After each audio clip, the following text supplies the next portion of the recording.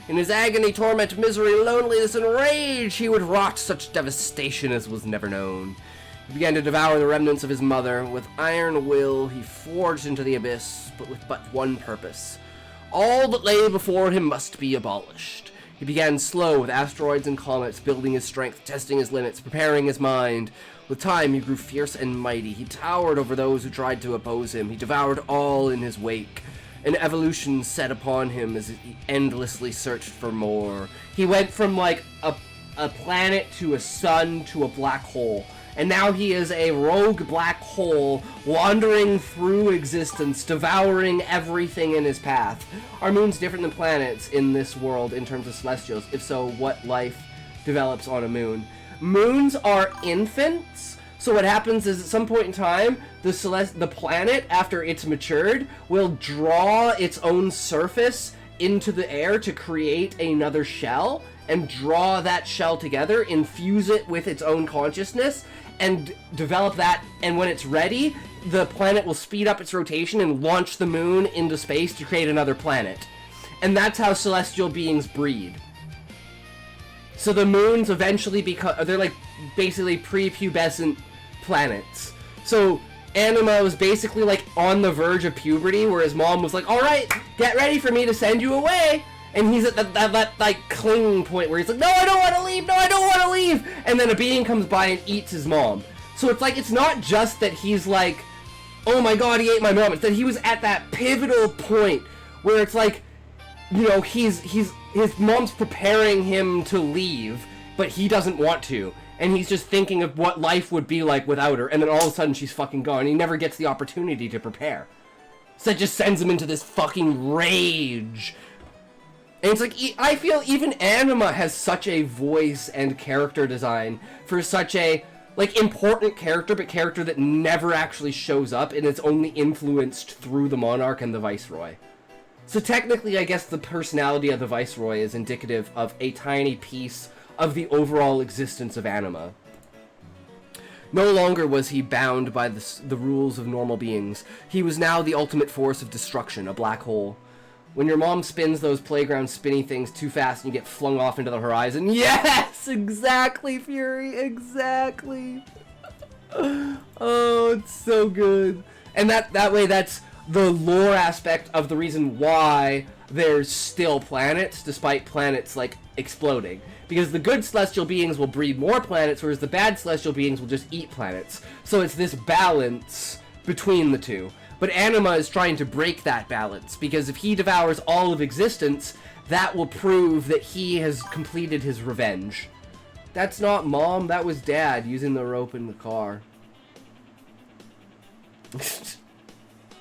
Don't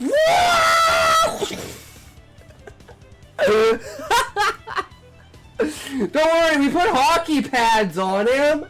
That was the 90s, bro. That was fucking 80s, 90s classic shit.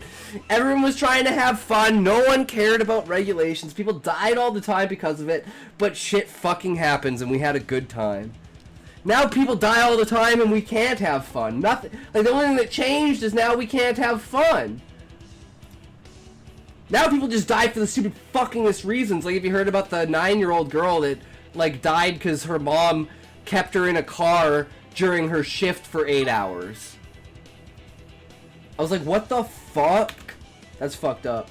You ever seen a lawn dart? Not to mention jacks. Oh my god! Pogs, man! Pogs were the shit! Collecting Pogs back in the day. I used to have a Pog collection. Unfortunately, a coin collection, Pog collection, and card collection all got stolen in like 1997. So fucking lame. We had like a 5-generation coin collection from like like some of the early ones were like 1890s, 1900s, like 1905. Like, epic collection. So brutal. Suns fell before him as he darkened the sky of untold worlds. One thought drove his madness: consume all that is, for at that point my vengeance will be secured. Eons upon eons bend to his will, yet there seemed an endlessness to it all. He must consume faster. With thought and preparation, he prepared shards of himself to be spread among the stars, to seep into the beings of far-off worlds and compel them to spread and evolve. End of the Age of Peace. Gaia's beginnings. Gaia creates the World Eater worms.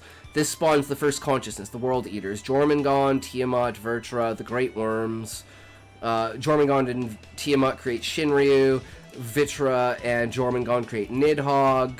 Shinryu and Nidhogg create Fafnir, and the inbreeding of the species creates smaller and smaller dragons. The original dragons are like the size of like Alderaan from Fairy Tail.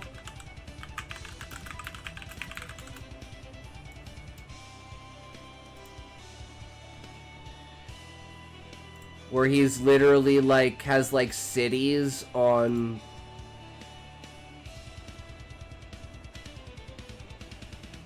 Where's like a top-down view? Yeah, so like this. They literally got like cities on him. He's bigger than mountains. Although probably this is actually probably like the size of Fafnir, whereas the other ones are like maybe even slightly bigger. Wonder if at some point a planet will learn how to squeeze out a small crack in its shell. Hey guys, could you all move to the other side of the planet and brace for a giant earthquake that will last a few years? I mean, there's a very good point to that, Fury. Could that happen? Could that be a thing? Very much so. Pogs, though, are just cardboard circles with pictures. Jacks are metal sculptures of death. And lawn darts are lethal weapons. I guess that's true, Sean. I wasn't thinking about that kind of aspect. I was thinking a bit more of a nostalgia than I was in the dangers of it.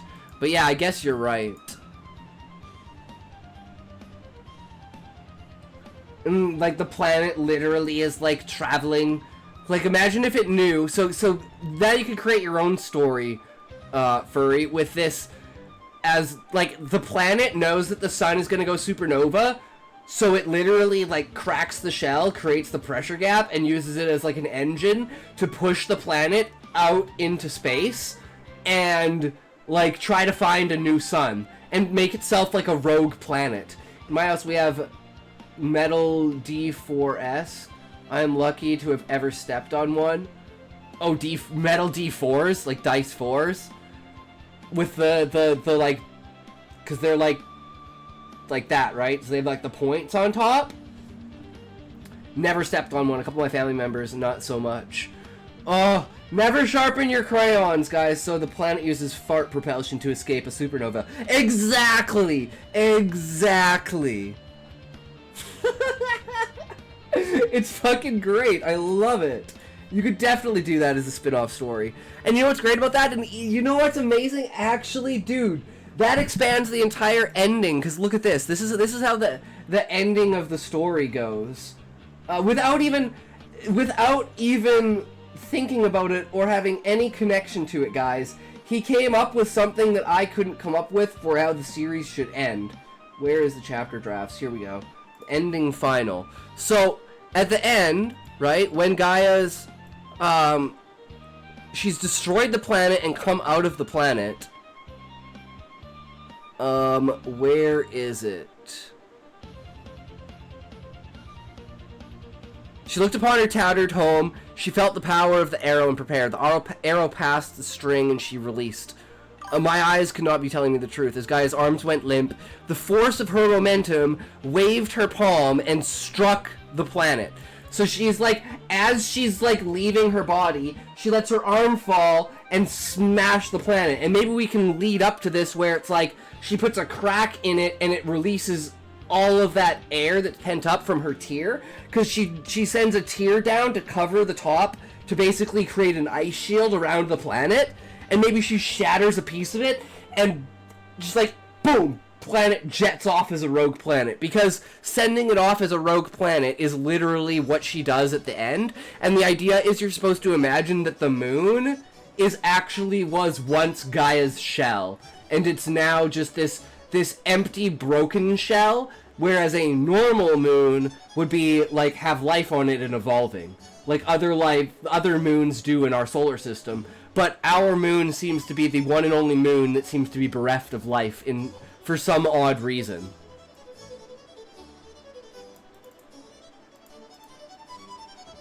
And it's completely weird compared to all the rest of the moons in the system. But there is, like, a lot of evidence for, like, the moon not being there 10,000 years ago, and like flood myths across the world being due to the moon being pulled into our atmosphere. Moon was a former shell. Sounds like there are two celestials within this planet, akin to in real life, where Earth and Theia collided and the debris made the moon.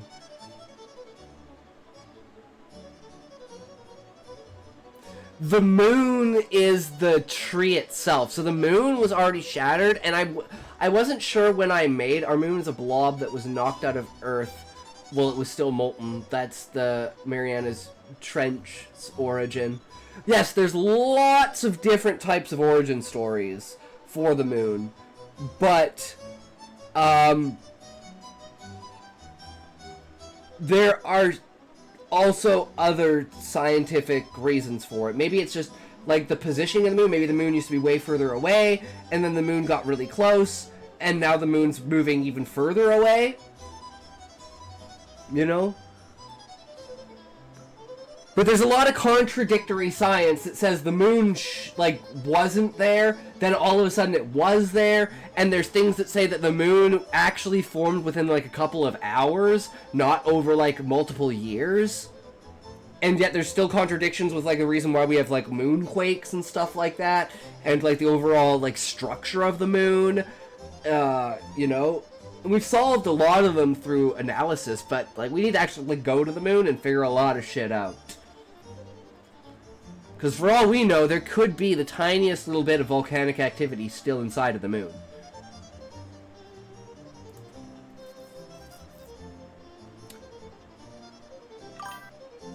Orbits don't shrink, they expand, so it started close and moves steady away as the decades pass. No, I'm saying there was some sort of other celestial event, Sean, that caused it to move from far away to close by.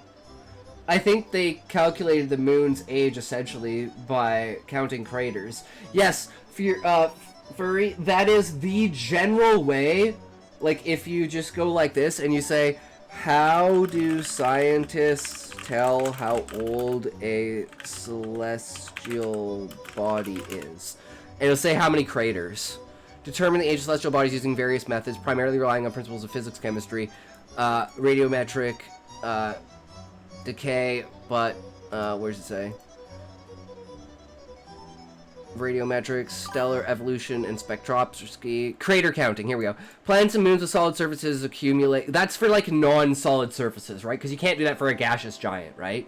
Planets and moons with solid surfaces accumulate impact craters over time. The density of craters on the surface can be used to estimate its age, with older surfaces having more craters. However, this method can be less accurate on surfaces where erosion or geological activity has... erased cluster ages, stuff like that, and other methods. But yeah, it's a primary one. I want to play some chess. Alright, sounds good, Muffin. Enjoy. Swamp some noobs, bro. These beasts roamed the shell of Gaia over the eons, watching the layers of dust pile across the land until the crystalline shell of the celestial being was buried underneath the ages. Gaia felt a darkness creeping towards her. The shard of anima struck her surface, embedding itself into her shell. The torment, hatred, rage, and malice of anima flowed into her mind. She began to prepare. Consciousness spread across the land like a wildfire. The worms watched over these beings as gods. Gaia created her new child, Ixion, the new moon. Time of man, year 500,000. Upon the world now sits three tiers of beings. The worms, their dragon kin. The next were the beastmen, very simple minds, but they were curious and proud. And the octopi, the creatures with the most potential. Minds of no match in body structures aimed at maximum accessibility. The octopi flourished on the floors of the great oceans. They would spend 3 ages perfecting technology and understanding of the world. On the verge of a perfect society, a new discovery will change the course of history. What I understand is that the moon is hollow, which would indicate it wasn't formed naturally. Normal moons considered from gas over a long period. That was an asteroid knocking a blob of lava out of Earth, and the spinning created the sphere we know. They don't think that the moon is hollow anymore, Sean. The reason for thinking the moon was hollow is actually due to a lack of moisture. Once we realized that moon rocks without moisture in them, moisture is what absorbs all of the reaction. They did the tests again with like basically barren moisture rocks, and it created the same ringing effect like a bell, because there was nothing to stop the vibrations from ringing back and forth, whereas moisture and water will absorb the vibrations without the amount of absorption versus redistribution is much lower in water. So that's the reason why the moon rang like a bell. I am very, very, like, knowledgeable about celestial bodies and, like, science and, like, quantum mechanics and stuff like that. I fucking love science. As far as I know, the debris from the impact with Theia made a ring around Earth, which then formed into the moon over time rather than a single blob of lava. Could be wrong, though. No, you're actually right, and I can bring up a video about that.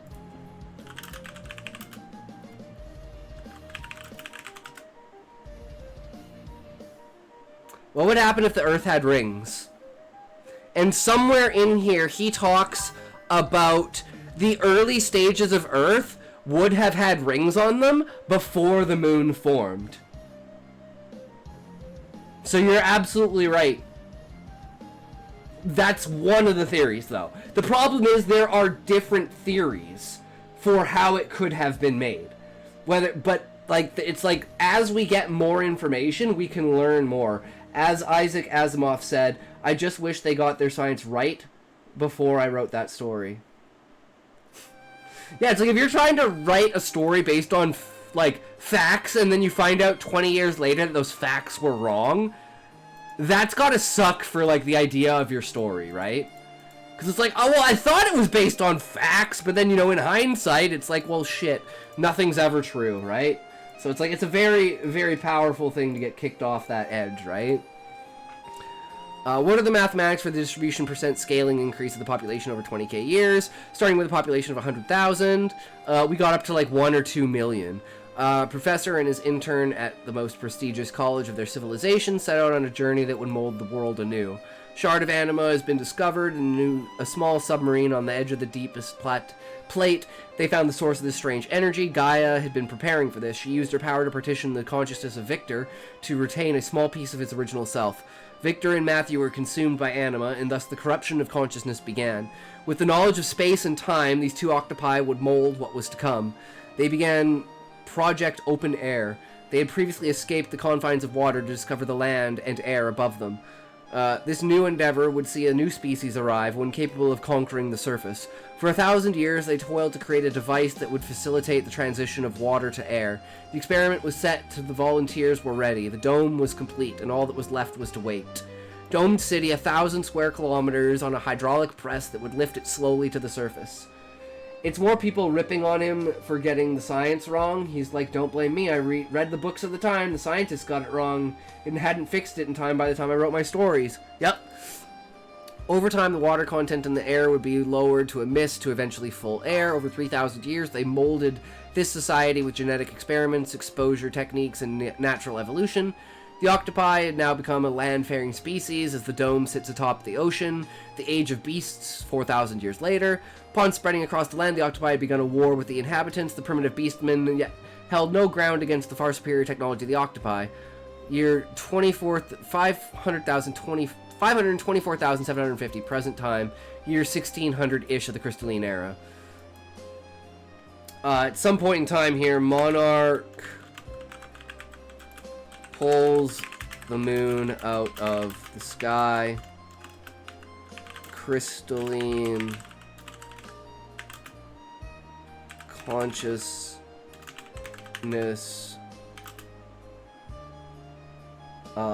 solidifies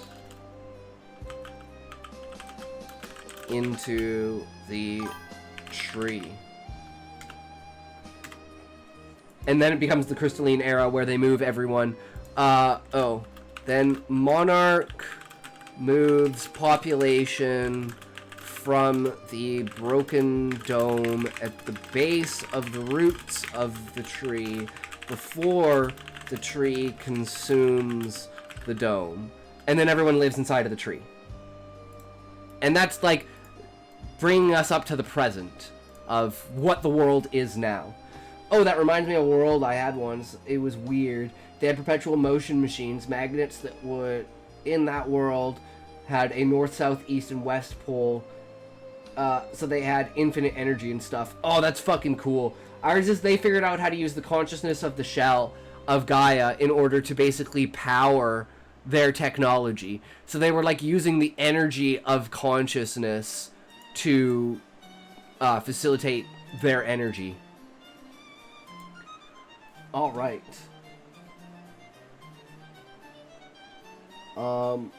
Where is it? Now, we gotta figure out how this went. So, seems likely the dialogue provided is Cull speaking to Duarte based on the content and context. The user likely wants Duarte's part of the conversation edited to reflect his character. No, I actually want Cullis's part. Character-driven dialogue. Using the energy of consciousness for power sounds kinda Nen-coded. Yup, very much so. But that's the technology of the past before they understood what the magic was. So that's the clash between technology and magic, because magic didn't exist because there wasn't pure consciousness in the world. But since the monarch broke the shell of the moon and unleashed that primal consciousness, you can now tap into the soulscape via the consciousness as a catalyst to cast magic. And that's where, like, the inspiration of a Final Fantasy world, where the old, destroyed technological society of the past is somehow the reason for the birth of magic and the new society that exists now, but no one knows the true past of the world, and how the world got to be the way. So the magic system kind of leans Attack on Titan paths. Yeah, where you can, like, just, like, manifest stuff. But it's very limited in how it can affect the real world because of the cost of it, right? Like, for instance, moving particles fast enough to create fire, that's easy. Infusing something with actual consciousness is basically impossible. Illusion magic is basically impossible because it requires the understanding of quantum mechanics and how light functions, and manipulating light paths. And understanding that light takes every single path and then cancels it out. So you'd have to, like, duplicate the original path, cancel it out, find secondary paths, escalate, and close those out and cause light to bend. But no one has an understanding of reality to that level, except for technology. So there's possibility for it in the future, but the main concept is that the main character is human, and the other species are octopi, avian, and insectoid. And everyone sees him as an octopi, because Gaia is projecting that image, so that no one knows that he's human, and treats him differently. Wowee, I played an 1850 funk, gets me locked in. Mimics are a successful experiment with imbuing an object with consciousness. The creator died a horrible death in the process. Yeah, and the idea is that, think about it as, if you use up your mana pool, it starts to take your life force. But it takes it, like, all at once. So it's like the idea that you're on fire. So imagine if you lit yourself on fire, and the second you had any thought that was, I don't want to be on fire anymore, you weren't on fire anymore. So the amount of concentration and effort it takes to actually physically damage your body through casting magic is, like, insane. And it's like there are characters that do it, and there's, like, masochist characters that basically, like, want to break their bodies apart, and they're addicted to using magic to destroy their bodies. And it's literally, like, a type of, like, mental illness and addiction that you can have. And it's, like, documented, and, like, characters can show symptoms of it, and you can, you know, move along that process. And that adds even more depth to the idea of the lore, right? But it's like you have to have the concentration to know, I want to be on fire, I love this feeling, this is great, now continue to do this and do what I want. So there's a scale of manipulation, but it also creates, when your maximum mana is 10 million, but your max HP is 1k, and you spend your HP when you run out of mana. As soon as it took 1 HP, it would feel like you were on fire, and then the second you thought, I don't want to be on fire anymore, you wouldn't be on fire anymore. So it'd be like, how long can you go while being on fire in order for it to kill you? And there are people that are so concentrated in their mind that literally they explode. And during, like, one of the main processes of how the combat system works is, you infuse a physical object with a type of magic, and you hit you hit a certain space, and it's like you can only infuse it for a certain period of time. So it's like you have this small fissure in like a small rift, crack in the fabric of space where you infuse that and then touch it. And the more you can infuse an object for longer, like the maximum people can infuse is like 1.52 seconds. So whatever you can speedily move in 1.25 seconds is wherever that rift is. And if you cross two elements that are contradictory, it causes the rift to cause a fissure. And if you cast the same magic on that fissure, it collapses. And it creates like this magical funnel that draws everything into it. So it's like emphasizing this. So what you do is you have basically two melees create a fissure, and a bunch of mages all cast their spells at the same time to cause it to collapse. And it's like a stacking of abilities. So you always want to have way more mages than you do melees. But then you want to have way more tanks than you have anything else. And you want to have way more supports than you do anything else. So it's like kind of builds this scaled party around it. Blessed Relief, I'm off for the night. Cats need some cuddles after the fireworks. Have an epic stream. True Sean, have a good night, good sir. Take care. Take care. Thanks for coming in and having a good time. As always. Super appreciated, sir. But there's so many different directions, and the best thing is, like, if I have an idea in my head, I put it down on paper, I present it to someone, and they get a completely different idea in their head, that isn't a loss to me. It's a win to me because I've created an image in their head. Now, if I have an image in my head, I put it on paper, and I give it to someone, and they say, I don't understand, then I've failed. So it's not creating the same image that's in my head, it's making sure the person that's reading it can make an image. Perhaps consciousness is more easily imbued into objects that hold strong sentimental value to the holder, like an heirloom sword, allowing the wielder to enhance its cutting power through consciousness. Connections to physical objects is actually a very interesting idea. I've never considered that. That your connection, because the only connection... And this brings into even... Are you a connoisseur of anime, Wombat? Because one of the things that I want to portray in this story is the power of friendship and the idea of two characters that love each other, but they can't get together because it would ruin the story, and they have to finish out the story, right? So it's like, they know that they love each other, but they can't be together because the story prevents it, because they're like two of the main characters. So it's like the anime thing, like when the story is over, I've seen good anime and bad anime. Yeah, exactly, right? But it's the anime trope like that, right? And it's how well, so Dan to Dan. Alright. Alright. I still haven't seen Dan to Dan because I haven't had time. I'm just too fucking busy with the stream and everything lately. Especially getting everything ready for the 24-hour stream. Making sure that I've got, you know, what I need for it. Because we got a lot of shit lined up and planned for that. It's gonna be fucking epic. But yeah, having that idea of your weapons, because basically the way that I want to show this is like in Full Metal Alchemist, the way that it shows Winry, and with Ed's automail, like the way that she treats it, the fact that she's always carrying around the kit just in case she ever needs it. She never wants to be without it because she knows the moment she doesn't have it is the moment she's going to need it, and that's going to be in Ed's fate. That's how I want this character to be portrayed, because she is the crafter for Husai's armor and weapons.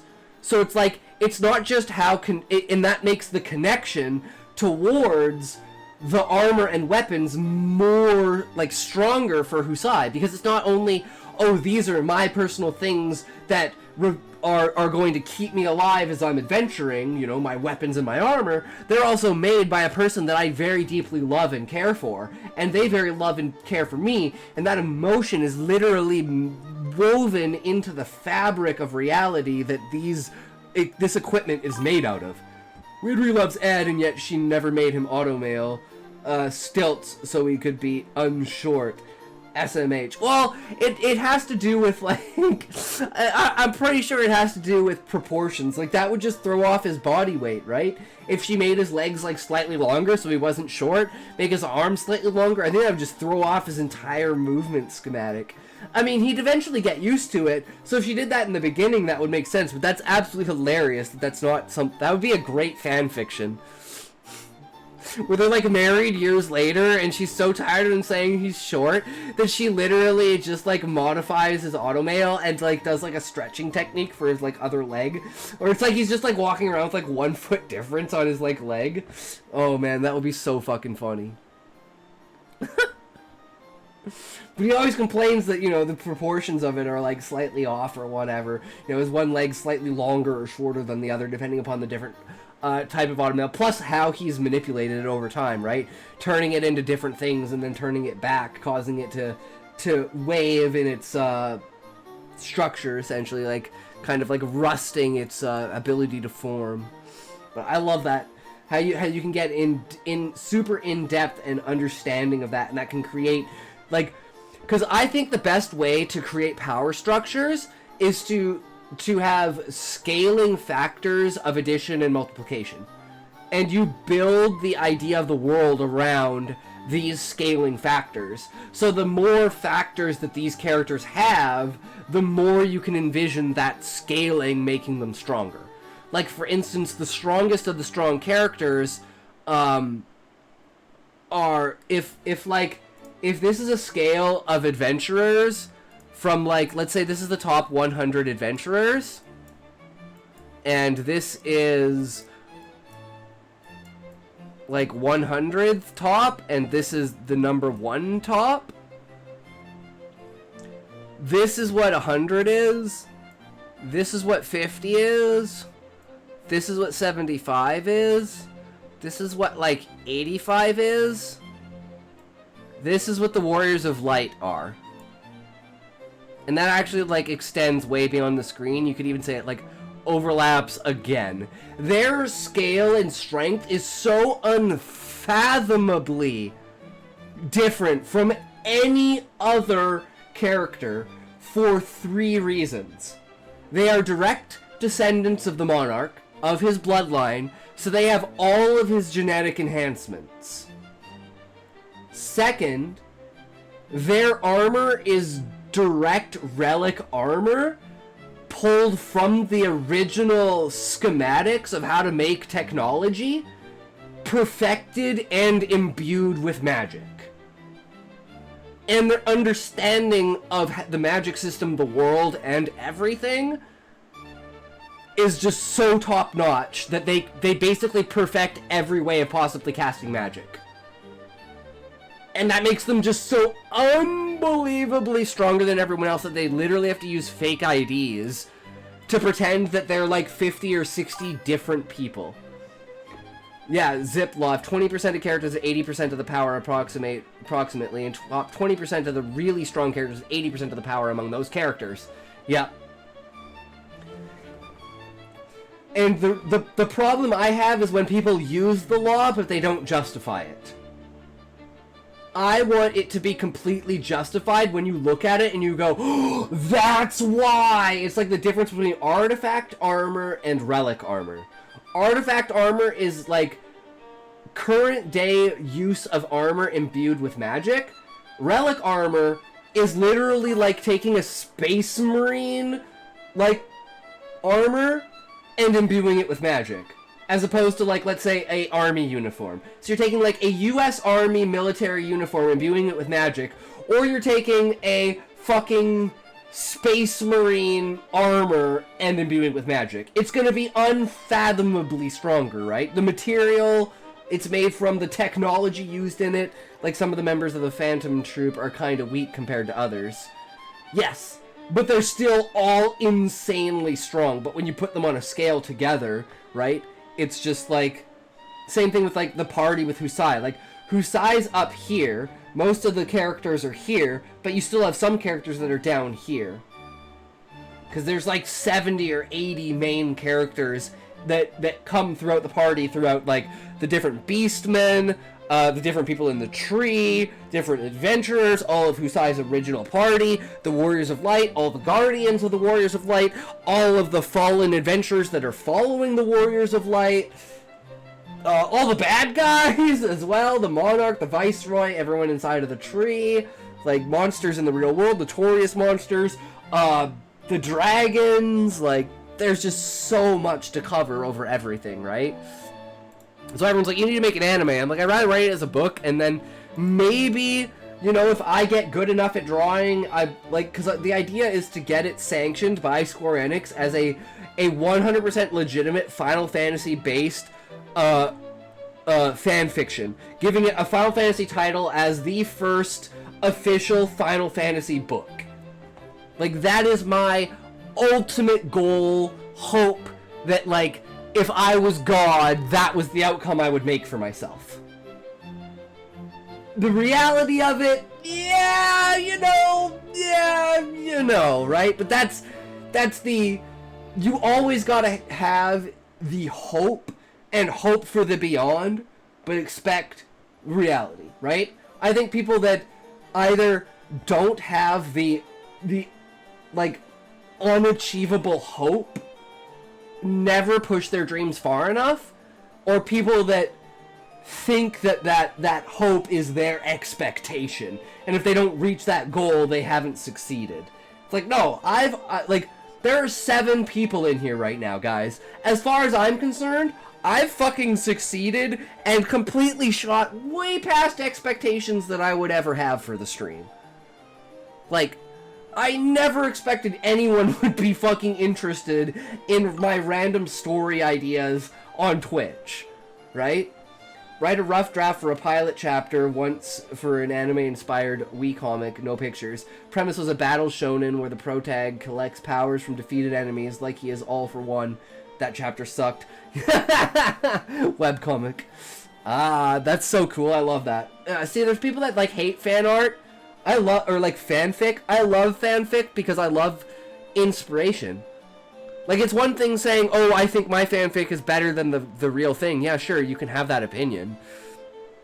But I think people that are like, oh, you're not allowed to write fanfic. I think, and creators that don't like fanfic around it. It's the same way I think about, like, with mods with video games. Like, video game companies that hate having mods in their games. It's like, who the fuck cares if people want to mod it? Your game is so good, people are going out of their way to add things into it to make it, like, you know, they love it so much they want to modify it for their own, like, they want to personalize it. That's how much they identify with the content. As far as I know, 50 Shades was originally a Twilight fanfic. Then it got popular, so the author reskinned it and published it as a book. I could definitely see that, and we all know that Twilight was just a wet dream. So guys, don't ever think that you don't have enough inspiration, because, you know, think about the true inspirations for stories. Tolkien created a language and then decided that the language needed a story.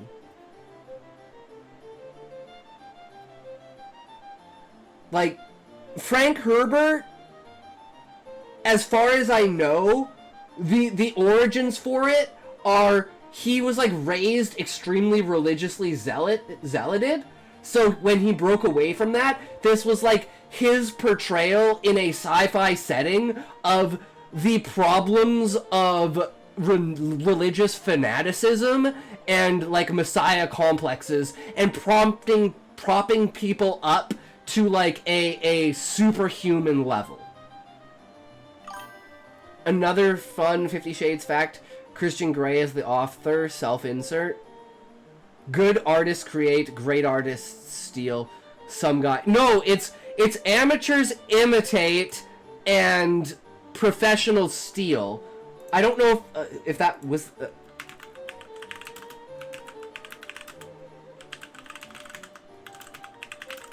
Who said it? It's a Picasso quote. It's a Picasso quote. So it is as old as fucking time, essentially. But yeah. And if you're, like...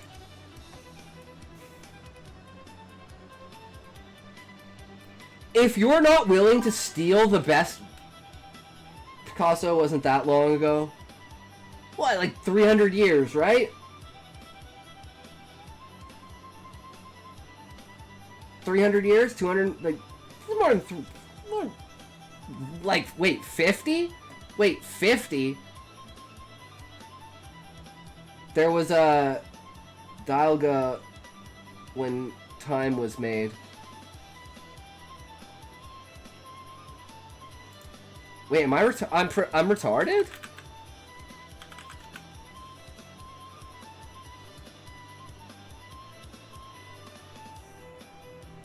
Wow, 18. He was born in 18. I didn't know that. I thought he was older than that. Goes to show what I know about art. Well, how old is Da Vinci? Da Vinci's like 600 years, right?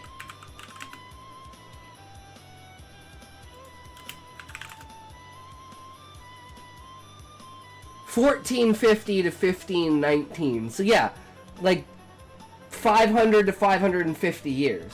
Okay, at least because I was thinking he was closer to Da Vinci than he was. Picasso is the age of your lost coins. See, I don't know shit about art and stuff like that, guys. I'm just a basic pleb bitch when it comes to that.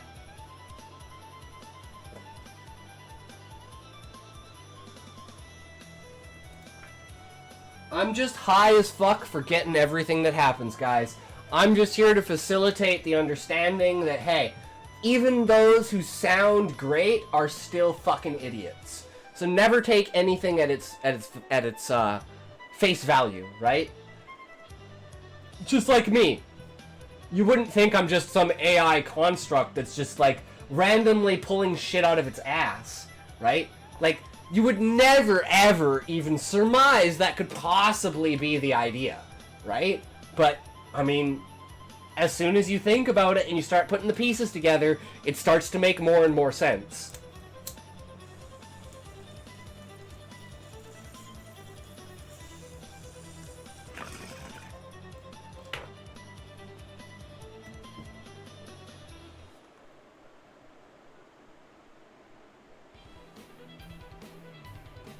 And this is why I get high. As soon as I took that toke, Wombat, I understood what you meant. Picasso was the age of your lost coins. The coin collection that was stolen. Putting 2 and 2 to do, I can only do when I'm fucking high, guys. It's 5:21 a.m. here. Good thing I know where to be tomorrow.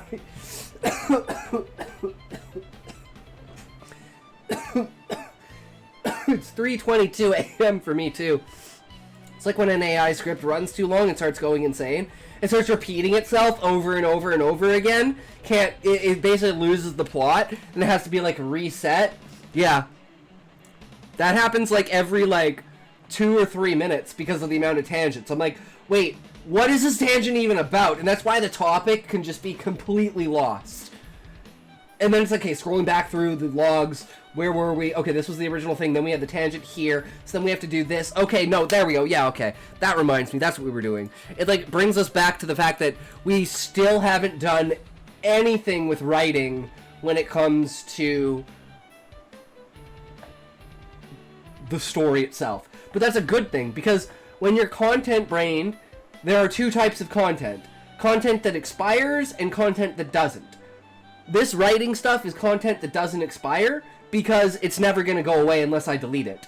Content that will expire is content that is engaging and comes from an outside source such as chat. Because you're only here for a limited amount of time, so I have to hype and, like, build the best kind of interaction around the current individual moments. Because I think one thing that streamers, like, lose out on is the like individual moment-to-moment interactions, and they only think about the stream on like a bigger picture. And this is like a lot of stuff, like 90% of the shit I learned from streaming I learned from Asman, and Asman bases his entire stream around chat interactions, and it's like everything is built on top of that. So you have the chat interactions, and that builds the Reddit, which is where people post things that he draws from on stream, as well as the Twitter community for things that can't go on Reddit, as well as the Discord for other kinds of side things, right? And so you have all these places for over time content to build up and basically get filtered through. And using that and your knowledge of like how to entertain people gives a good premise for differentiating between content that will last and content that is immediate. And is the content that's immediate going to completely derail the content that is infinite, essentially, or unlimited, doesn't expire? As Mon mentioned, I'm so close to being 1 year clean of WoW. Oh man, I'm so happy for you, bro. I'm just sad the game is not what it should be. I mean, honestly, I'm a Final Fantasy player, so I've always played Final Fantasy 11 and Final Fantasy 14. But I respect classic WoW and like being back in the day, and the fact that it WoW did so much for video games. Like, people underestimate how much WoW brought video games into like the front perspective of entertainment, and basically made it almost on par with movies, even back in the early 2000s. People were like, holy shit, this is actually an industry that's amazing, because it takes the movie aspect and turns it into an interactive experience that can be elongated in a sense, and like completely worked with over a period of time. But yeah, I am a huge advocate for learning and building the stream and always adding something new, crafting new ideas, finding new directions for the stream, seeing what people like, how they engage with it. Was a second generation WoW player. My dad had me at 3 years old doing his herbalism roots and other grinding, and I loved every second of it. Oh man, that's fucking awesome. Hell yeah, bro. That's what it's all about. And then you just kind of grow into it, right? Fuck, I love video games, man. It's like, people are like, why don't you write video games and stuff? I'm like, cause I don't know, I just story, like, I like to play video games, but it's like the thing of, you don't make your hobby your work, right? That's why people are always like, why don't you stream? When I like used to like play League of Legends and stuff like that, and they're like, dude, you'd be hilarious if you stream. And I'd be like, yeah, but then I'd be like turning my hobby into work. But what I'm actually doing is, with the stream, the reason I started streaming is to hold myself accountable to writing. So I was like, well, if I don't want to turn a hobby into work, I'm a video game dev, and making games takes a long time. Way more goes into it than people think. Yeah, exactly. Like, if anything, like, I used to do film in school, and I used to be like a screenplay writer and, you know, editor. I worked with sound and stuff like that. That's where I got into writing, where people were like, dude, you're like a good writer. You should you're really creative. Like, you should write. And everyone's always, like, when they hear my ideas, they're always like, damn! And I'm like, that's not me, man! That's what people say. I mean, I guess so. I'm just taking what other people say and being like, yeah, sure, I guess so. I guess I'll roll with that. You know, take people's feedback and build on it. People say this is a good thing, keep going down that direction. That's why I like to ask people, you know, what do you think about this? Give me your harsh, true, critical opinion, because I'm not going to improve if you're babying me. Countless hours I've spent in meetings with my team discussing how the UI for one part of the battle menu should look. Yep. And I'm like, I don't think I'd be able to deal with my vision in my head not looking like the final product, and being disappointed with the final product in that medium. I think being disappointed with the product in a written medium is a lot better, because even if it's a published work, you yourself can go back and say, in retrospect, what were the things that I did bad about this? I'm not going to do them in the next series. Right? And then you can completely change it from there. And maybe you can even do a remastered release, because that's a huge thing nowadays. I think that's an underutilized thing for books that's going to become popular in this medium in the next 20 years, is like AI rehashings of stories. Such as, like, could you get AI to take like the entirety of Dune and break it down to a single book that's actually manageable to read? You know, I don't care if all the themes and everything are lost. I just want the sci-fi story. And I think stuff like that is going to, and like rewrites and recreations of things are going to become like prominent in other mediums other than just video games and movies. Like it's happening with songs more and more now. Like it's been happening for like 15 or 20 years, but it's happening like more and more with like covers and stuff like that. So I think it could already be happening, because I'm not very into the writing space or like books and stuff like that, right? Like, I don't really read, I don't interact with authors on like a grand scale. I'm just a small guy doing my own thing. I'm not a game writer for any projects, but game writer seems like probably one of the most stressful aspects, because average art, average music, average gameplay can all be ignored but remembered. But average story gets forgotten or worse. Yup. And you, actually that brings up a really good clip of today. Let's see if I can find it. Let's see if I can find it.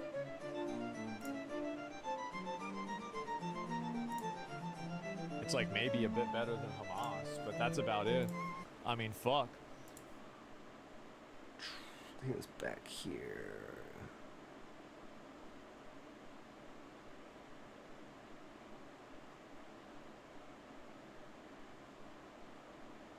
Is it this? No, I think it was before this. Is it the first one?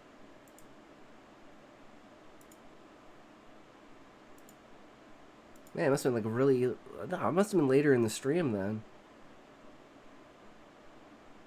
Let me see.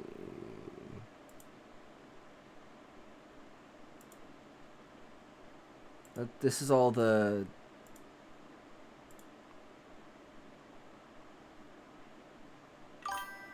Why can I not find this? That's what happens when I jump around the stream sometimes.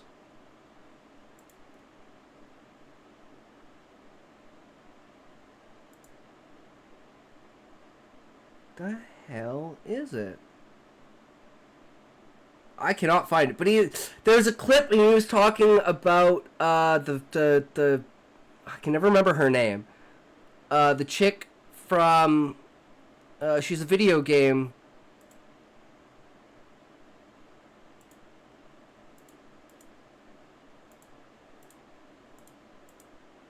Fuck, I can never remember what her name is.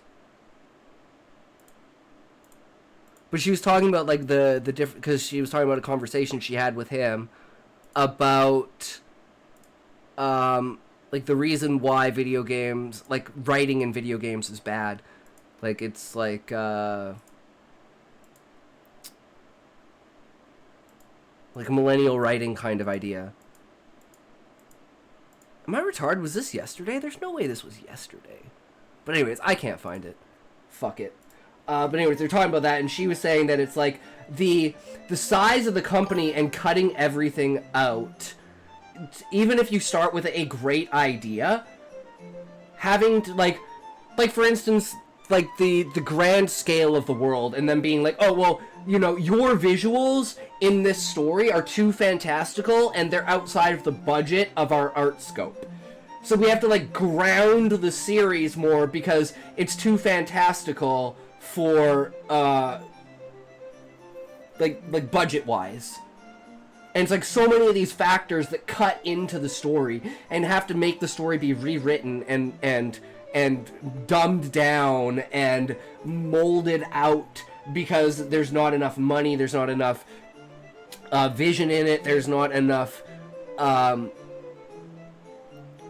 like time to put into it. And all of this stuff just degrades the story. Whereas if I write a bad story and I publish a bad story, that's all on me for not, like I'm not on a time restraint. I don't do this to make money. I'm doing this as a creative potential thing because I love creativity. And I want to inspire other people because I know how many people, just like me, are procrastinating on writing something that could be the next great work of art that sits on a shelf and no one reads. But it's, or is pasted somewhere on the internet that someone will never read, but it doesn't matter. The fact that it's there, that you put your idea out there, that you gave it the chance to do something. And who knows, maybe someone finds it 10 years down the road and it's like pops out of nowhere, right? Maybe it takes maybe it takes 20 series until you actually start writing like a god. But if you never start writing, you're never gonna get to that point. So I like to encourage people, even if they think they're bad, even if they think they have bad ideas, directing them in somewhere where they feel more confident about what they're doing. And it's like, some people say, oh, you're just gassing them up. And it's like, well, I'm not saying they're amazing writers and, oh my god, you should keep... I'm just saying, like, if you're passionate about it, you shouldn't let what... Like, you should take into account why people are saying what they're saying, right?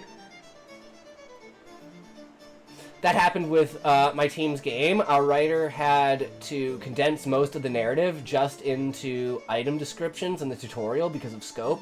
We originally planned several cutscenes and stuff, but we don't have room for that because the game is just one of the 3 planned areas and other scope cuts. Exactly. So it's like, sometimes the medium itself is a crutch to the idea. And having an idea that resonates really well with your medium is extremely important, right? Like, if I wanted to turn this story into a movie, I would not turn this story into a live-action film. I would turn this story into an animation or an anime.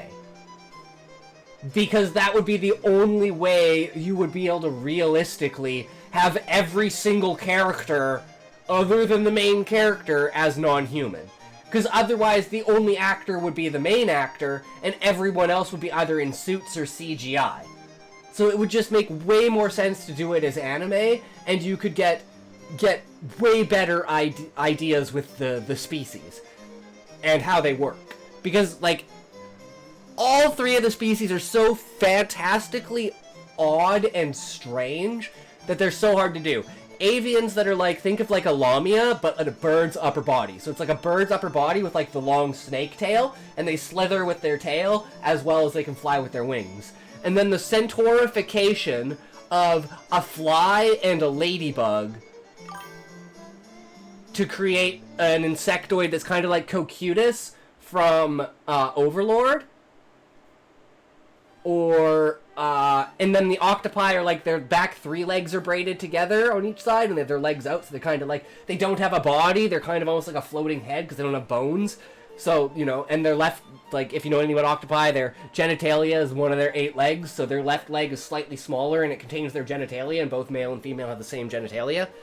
And notably, all aspects of the game had the 3-area vision, but we ran out of time, so unless we continue developing the game for an extra 18 months or so, maybe if we can get a publisher, it's staying that way. Yeah, and that's a problem with going out of scope. And having too grand of ideas and not having the way to facilitate it. And I would always be saddened by that.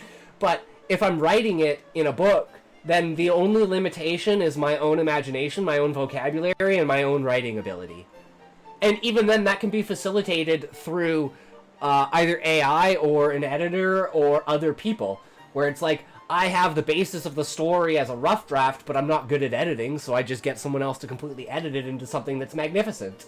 And it's like, let the idea and the story that I've built as a concept facilitate the depth of somebody who actually has the ability to write at like a we're talking George R.R. Martin, fucking Tolkien, fucking you know, the greats of fantasy and sci-fi and stuff like that.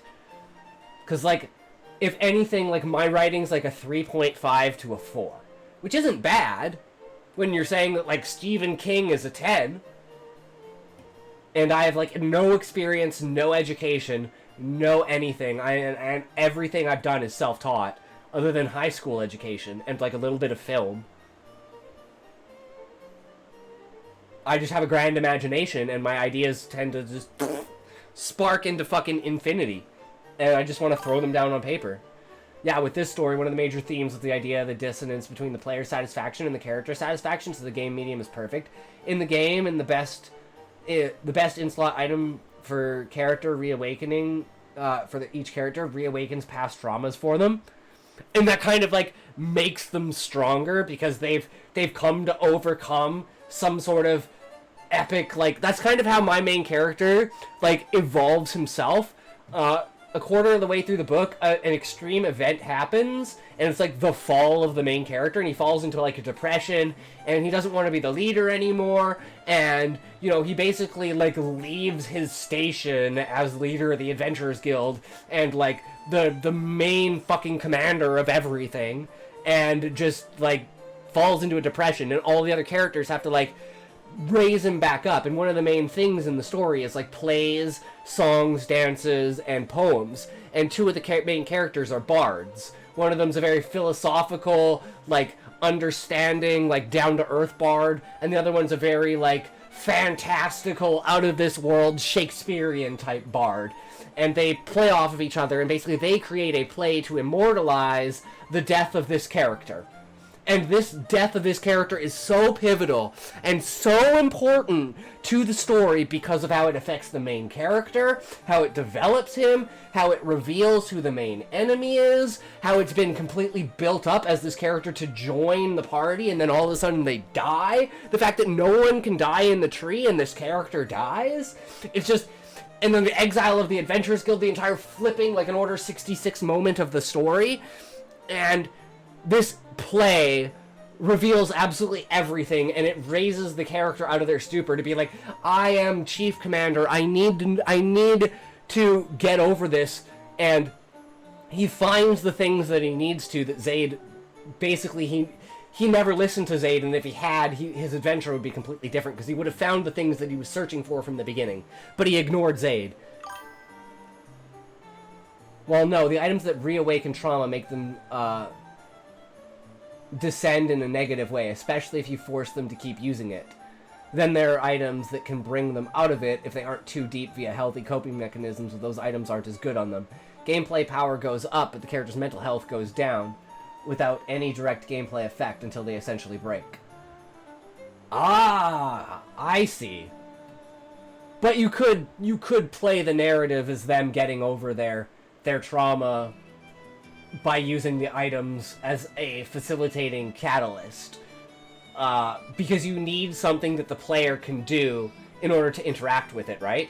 So that's like the suspension of disbelief, that this item is used to induce this effect for the character, right? And that can be the entire story background, and whether you want to acknowledge that as the player of the game or not is just dependent on how you play the game, right? Whether you're keeping those characters on the edge just to make sure that you're min-maxing how the game plays, or you want your characters to actually be happy and satisfactory and sacrificing some of the greatest abilities in the game in order to do it.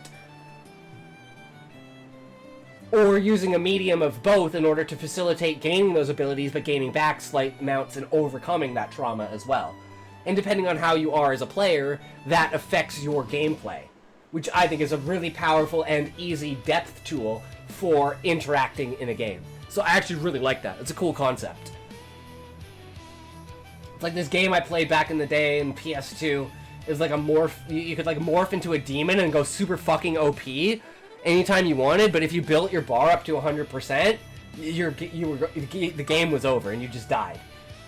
So it's like you had to manage that throughout it. And as a kid, it was so hard to prevent it from going to 98.99% at like the beginning of the game. And then getting stuck because you just powered through everything. Yeah, like example, when the character has post-war PTSD, a blood sword is their trauma item, and a silver leer is their item that helps them work through it. Ah, that's really cool. I like that. I like that.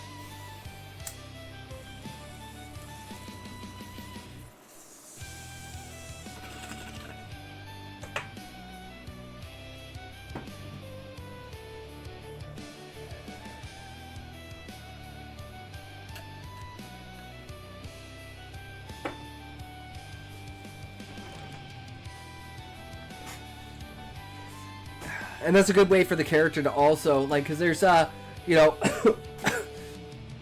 there's different, scales of people that can,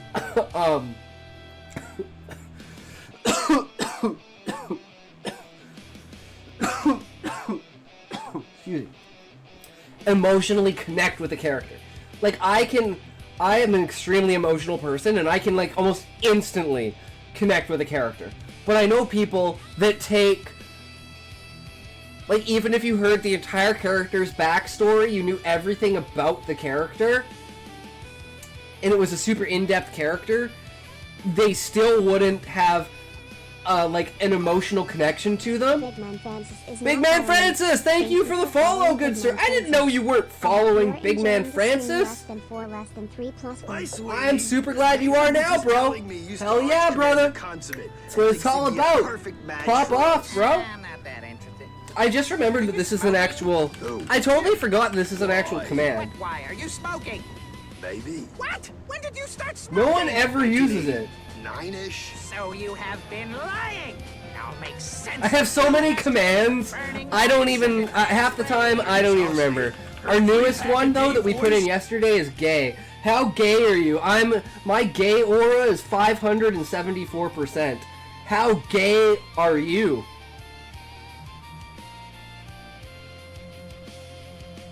Try again, friend. Oh, no, there it goes. Never mind. Yeah, there you go. Yeah, part of the sort of thesis of the game. 859%, bro! Hell yeah, let's go! Part of the sort of thesis of the game is min-maxing at the expense of your character is cringe. Kind of goes the Undertale thing of maybe treat the game character like they matter. Yes, I love that concept. So gay right now. You are so gay, bro. It's not even funny. I absolutely fucking love it. Thank you, man. Like, oh, I can't believe there's another one! Yeah, we like to have fun in here. That's kind of like one of the main things. It's like facilitating ideas is good and all of that, but you know, if you can't add in the humor, it's like if you can't add the humor into the darkest parts of your thing, then I don't think you're doing it quite right. There should always be even the tiniest bit, even the most ironic of humor, just to make things like the idea of things are so bad you just have to laugh. I think I should followed you. Well, I appreciate it. I mean, I'm just here chilling out. If people think that the content is good and worthy of supporting, that's fantastic. If people don't think that, I would love feedback on it, no matter how critical it is, no matter how ridiculous it is, no matter how stupid it is. I still think, even taken from like a 12-year-old of, oh, you should just play Fortnite all day long. It's like, yeah, okay. I mean, that is a fair thing. People do get famous for playing Fortnite, but am I good at Fortnite? Could I make Fortnite entertaining? Maybe. I just don't really know how to play the game. I think it is. See, that's the thing, is I'm glad you do. And I'm always trying to improve my content to go from, the next level. Oh, let's go. Wait, Freerun Season 2?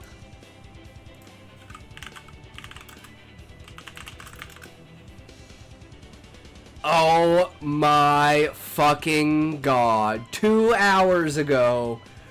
Oh my god. Fuck yes.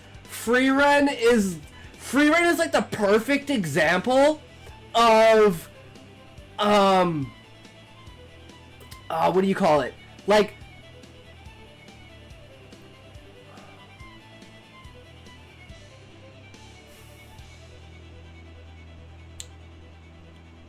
I don't want to call it the next generation. Hero's Journey Subversion? Yeah, something along those lines, right? Where it's like the aftermath. The what happens after the hero has finished. And as the hero as more of a background character than a forefront character, teaching and mentoring the next generation. Because that's kind of how that's how Husai is in my book. He is more of the mentor commander character. Like it's almost more like an RTS turn-based, or not like RTS, more like a turn-based strategy, like why am I blanking on the fucking name of the series? It's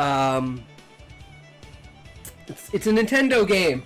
It's a Nintendo game. Oh my god, it's a fantasy game. Why can I not think of this? Why? Oh my god, I hate this. But yes, Fire Emblem. Thank you, Levi. Fire Emblem. Holy shit, Fire Emblem. Something like Fire Emblem. Tactical strategy is the genre. Yeah. So like that's how the book kind of feels.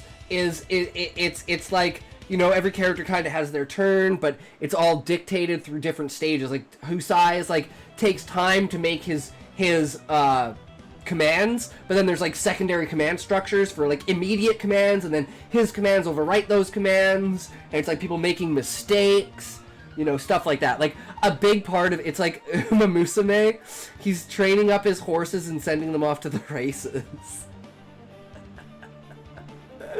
I mean, it's very true. You could use that analogy, and you know, that's kind of what, like, he has to come to terms with that with Zaid, and like losing Zaid and being like, if I had just let Zaid be who he was and come with me, this probably never would have happened. Like, he may have died at the battle, but like he wouldn't have died this way. Ayo, what if a world where the magic system is literally turn-based, but can still throw hands between turns? Oh, that is really cool. I like that, Wombat. That's a really, really ingenious idea. How, like, magic is, like, a reaction, like, action-reaction based. How each person can initiate one magical action, but they can't initiate a secondary magical action until that initial magical action has been countered. That's how I would imagine it. So you basically have, like, one spell you can cast, and then once you've cast that spell, unless someone counters that spell back towards you in some way, you're stuck. So, like, you could have people that literally lost their spell. And you could have people that try and go find people's spells and then purposefully counter them. And you could have, like, multiple turn-based on a team with buffs, where one casts a spell into another to make the spells, like, magnify and then launch the spell, and it's like, can one person counter the spell of multiple people's spells? And it's like, how can people break the system? One in the chamber, but as a magic system? Yeah! That would be so cool! I love it! Sending Zayd to the glue factory.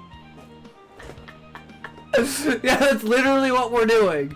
And we're using that glue to hold together the understanding of why the Monarch is bad and why Husai needs to go to Fafnir's side. And why Husai is really on the wrong side.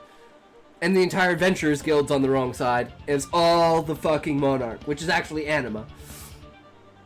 But yeah. My mind is just exploding with that world now. I'm like, I gotta write like a short story on that or something. Like, that's such an epic idea. It's where I'm like, if I ever, like,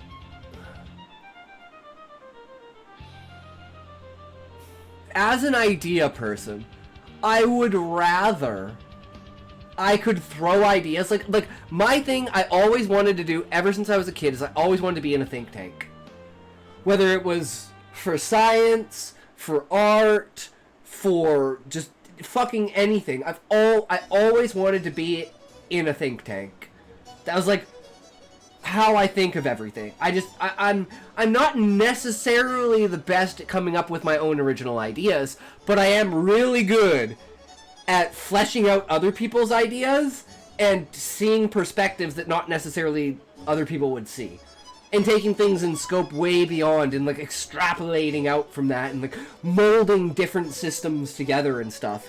So like, if I had the capacity to be on a level where my ideas could be created into like anime, comics, manga, whatever type of medium it is, through third parties, that is and would be my ultimate goal. So it's not necessarily that my ultimate goal is to write my own story.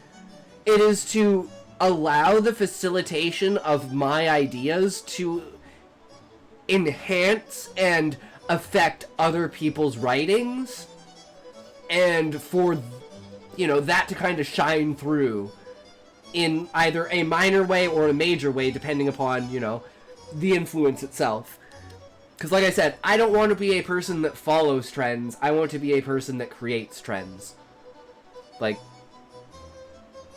it's the highest of high aspirations for oneself, because only like 0.001% of people are the type of people that have the influence, the ingenuity, the genius, and the foresight to create entire trends for people to follow.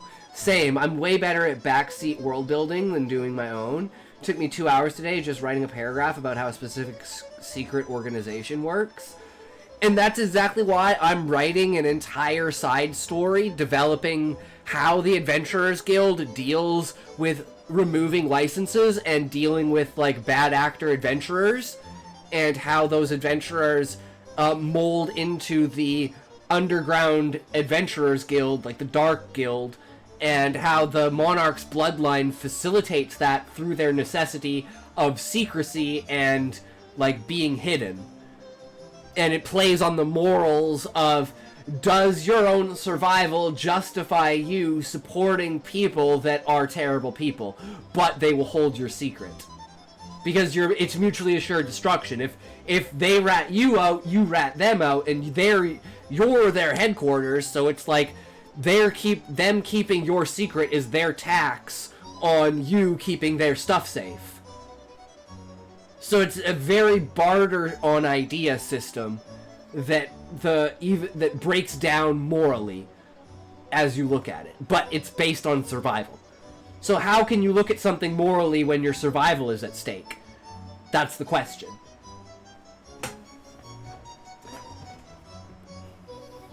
Yeah, I know. I never understood the whole Adventurers Guild thing in fantasy worlds. Like, are they there to keep adventurers safe, or to be quality assurance for people hiring mercenaries? In this world, anyone who leaves the tree, because all of society besides beastmen started inside of the tree, so any octopi, avian, or insectoid that's outside the tree is either a journeyman or an adventurer. And the idea of it is it's like a knight and a squire.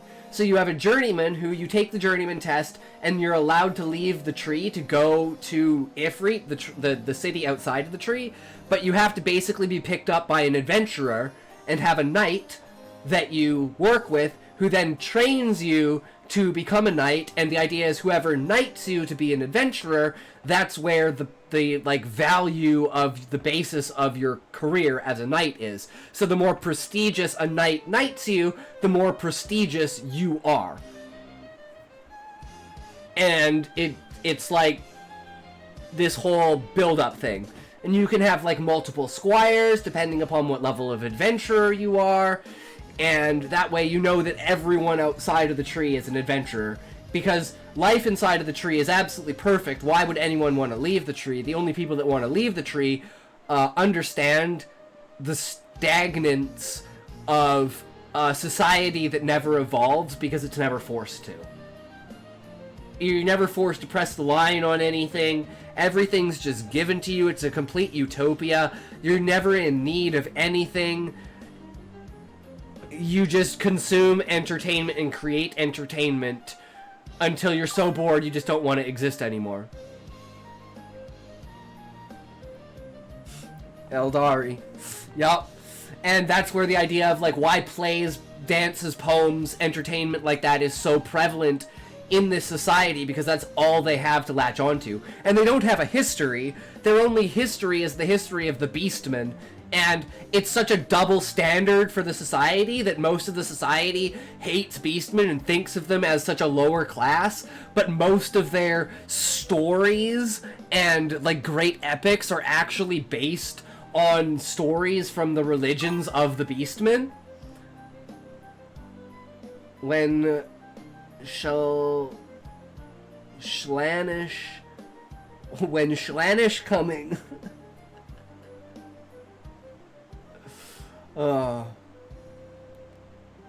There will be a time. That is for sure. Like the idea of incorporating the far off vista, or the ultimate enemy that you'll never truly interact with, right? It's like the Eye of Sauron on the other side of the world. It's the Valinor to the west, way off where you'll never see it. It's, the far-off vistas in video games that you can't go to, that are mentioned to in lore, but are never actually explorable through the game, right? And having those on large and small scales throughout the story is a great way to flesh out the story. Because you always want to have areas that you talk of, but you never go to. And if you ever go to those areas, you need to introduce new areas that are beyond those. And you always need to have this outside scope that the reader or whatever, the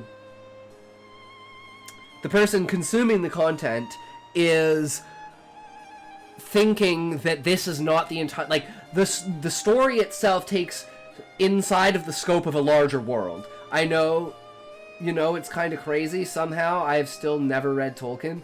I've seen the Fellowship of the Ring movies, and that's that was it pretty much. The rest is cultural osmosis. That's understandable, Wombat, because I read it when I was 8. I read the first book when I was 8. I reread the first book and the rest of the series when I was 11, and that was it. And that was 2000 and... The first one was 1998 and 2001. No, 1999 and 2002. When I was 8 and 11. And I don't remember fucking anything about it. Because I read it, like, with my friend. Like, I grew up on Percy Jackson instead. So I never read Percy Jackson, but I know a lot of people that did. And for the longest time, I didn't understand it. And then someone told me the premise of it. And I was like, oh, if I had known that, I would have read it. I just thought it was some stupid shit. I didn't know it was like Greek mythology and everything like that. In like a modern day situation, in like a young adult setting. Like, now that I, like, know that, I was like, I feel like I missed out on it, because I didn't know that until I was, like, 18 or 19, and it was, like, I was, like, more into, like, the Sword of Truth, and, like, darker fiction by that point, kind of past the young adult. Raymond Dow, welcome, how's it going, bro? How are you? Welcome to another day, brother. We're just chilling out, talking about lore. We haven't done basically anything today but brainstorming, but it's been a very, very successful day in that. Because we are sharing ideas, expanding ideas, not to mention the Percy Jackson movies were dog shit. The Disney Plus series was alright, though, at least. It covers the first book. Doing good? Hell yeah, brother! That's what it's all about! But yeah, we're just having a good time, just chilling out, talking about stuff. Wombat is a game developer who does D&D campaigns, and we love exchanging world ideas of world buildings. We've been talking about that for like what? We've been talking about that for almost 2.5 hours now, something like that. Like 2.5 hours, 3 hours of talking about this shit, because we got through the React like super fucking quick, and then we just been going on and on about this because that's what I love doing, talking with creative people about things. My problem with talking about people in real life is like, other than like my best friend who's like, he's back in BC, so, we don't really talk that much, and we never, it's just kind of one of those things, right? Scotty made cat noises. Oh, yeah, I made, we had some fun. Let's just say that. We got a clip. It was great. I love it. It was perfect. I should actually bring Daisy in here, and you guys should see what she's like, and you would completely, like, understand. She's just a really, really talkative cat. Super fucking talkative. But appears we're on an ad break. Unfortunately. So, that means it is toke time. So get your tokes ready, boys! Pack them bowls, roll them fucking whatevers, put it in where it needs to be to get it to fucking light up. Wherever you need it to go, get it to go where you need it. And it'll be a damn good time. Especially because I'm smoking Amnesia. So, yeah.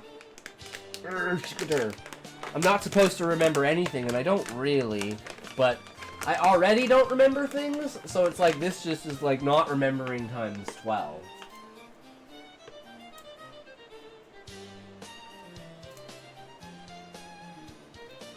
Yes, but you know what it allows for, Raymond, is the expansion of content, because I don't know that I'm repeating content, and there's not really, like, there's no definitive proof that you even know that I am, because you may not have been here for the time that I said this.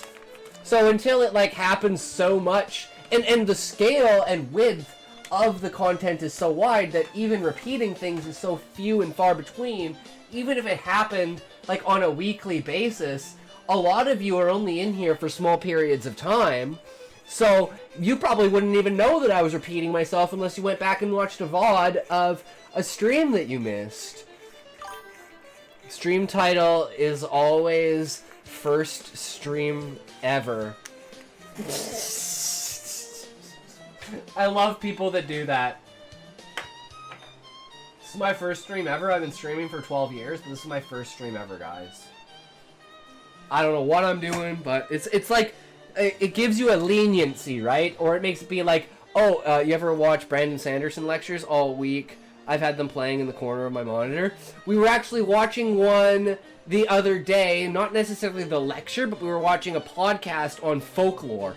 And folklore specifically revolving around, like, food lore and, like, food traditions. Like, you know, one thing is, like, in the West, on Christmas, most people eat turkey. But in Japan, on Christmas, because it's not it's not a religious Christianity is not a foundational religion in Japan, and Christmas is fundamentally part of Christianity. So they treat it more as a holiday. It's KFC, exactly. And that's like a capitalism taking advantage of a trend and promoting it to create a cultural, because of an insane marketing campaign. Exactly. Relating KFC to Christmas in Japan is a complete accident, but it was an amazing marketing strategy that completely worked. It was just way beyond the scale anyone could ever think of. But KFC also in Japan is very high class. It's not like it's like a walk-in restaurant. Soda-Cola invented Santa Claus or something, right? Yep, Coca-Cola invented Santa Claus. Yep. There's like a ton of shit like that. So it's like you can have cultural stems off of products because of that can be lore. You can have lore as to, like, Easter, right? There's a whole religious thing behind it, but then there's, like, the Easter Bunny, which is also, like, pagan, like, basic, god of fertility kind of shit, right? So it's like a combining of the two kind of thing.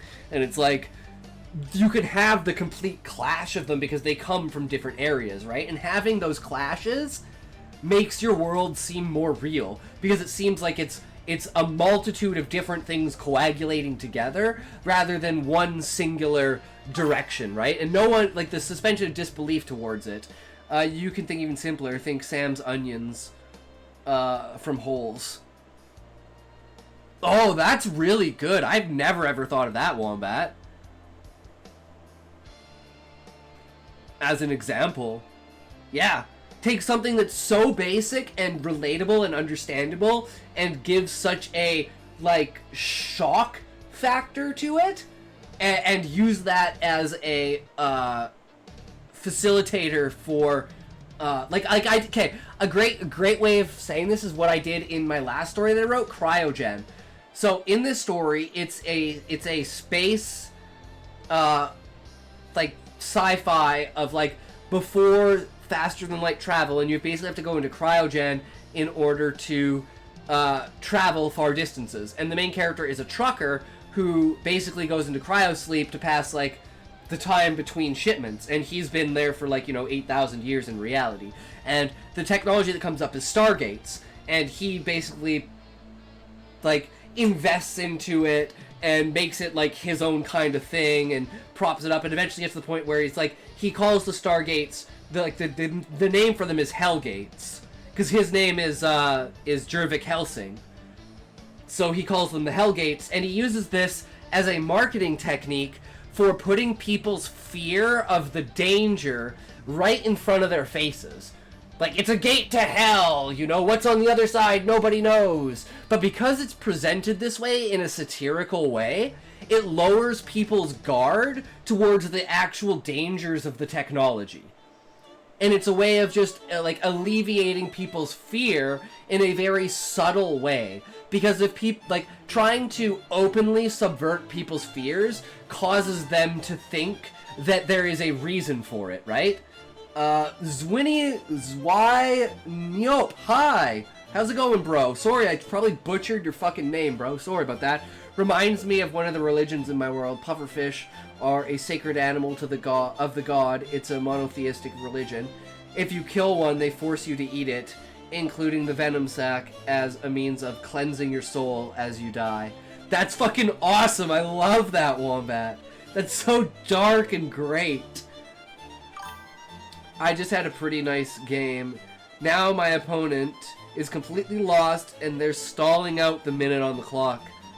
Nice, Muffin. They're trying to hope for a draw. How are you? I'm really good. We've been popping off this stream, guys. We got a lot of interaction. We've been talking about the lore, expanding the lore. We even came up with a new idea of at the end of the book how like Gaia is gonna break the surface and unleash like a planet fart, and that's gonna cause the planet to fly off even more. Maybe she even directs it in a certain direction. Maybe there could be a story afterwards of the planet flying through space. You know, there's so much potential to that. I suck at chess. I ping pong between 9:50 and 10:50 on chess.com. I play Evan's Gambit on white and French on black. Thank you for the follow! You are enjoying the stream less than 4 True! Thank you so much. I really appreciate it, bro. He was just telling me he used to Arch Commander Consummate and thinks he'd be a perfect match for us. I'm not that interested. I'm gonna take a toke for that one, guys. That toke up. Everyone toke up, boys! Why are you smoking? Get your creativity rolling. 1989-ish? So you have been lying. Hell yeah, buddy. Are you a writer, perchance? Zway, are you a writer? Are you a purveyor of stories? Do you like world building? Do you like sharing ideas? Do you just like engaging in conversations that are can go from the quantum mechanics and the understanding of consciousness to, that bitch is fat, to, do you guys like anime, to creating deep philosophical understandings of worlds and using reality and twisting reality to create a premise for some sort of catalyst in the world. I don't speak English so well. Ooh, that's okay as a way. There's a lot of people in here because of the time period that I stream. A lot of people, English is their second or third language. So sorry if I am above and beyond speaking beyond your comprehension. But hopefully some of the ideas can, you can relate with the ideas that we're talking about. I go Slav to 1d4. I don't play French, I do Silicon. I usually try for Italian game as white. If white plays 1d4, I either go England or Indian. You guys are speaking a completely different language than me. I'm like, are you guys talking about the tile sets? Or are you talking about actual strategies? Are those names of strategies? Like steps in turns of strategies? Like if they do this, I do that, then I do this and they do that? You're Turkish? They're chess openings? Okay. And like counters to openings? Okay. Okay, cool. Cool. Yeah, I don't know anything about chess. Last time I played chess, Zoink wanted me to play chess and I didn't even realize I wasn't playing Zoink. I was playing some random guy. I just didn't know. I know, I crushed you. You did, Muffin. You fucking destroyed me. I don't know what I'm doing. I'm just literally randomly doing stuff. And then I swapped like what my king and my queen were, so we won in like 4 moves. What are we talking about right now? We are talking about chess at the moment. The game chess. And different strategies in chess. Muffin's a 1242, but he usually plays 1800s. Because he's really, really good.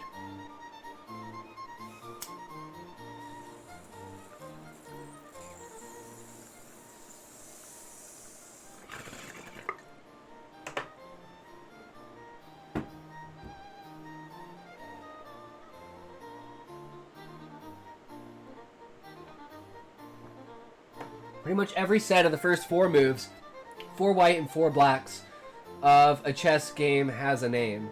Oh, that's cool. That's really cool.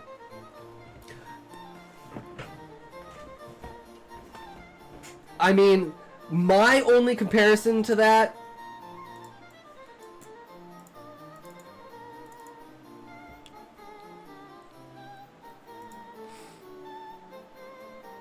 Man, I have way too many people I subscribe to.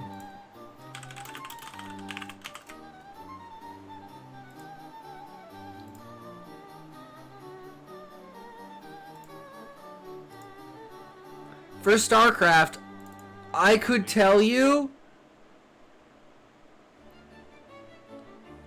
Okay, let's see. So you've got... For Terran, you've got Command Center first opening. You've got Supply Barracks. You've got Supply Barracks. You've got Barracks into Gasless Expand. You have Factory opening, Goliath opening, Vulture opening, Starport opening.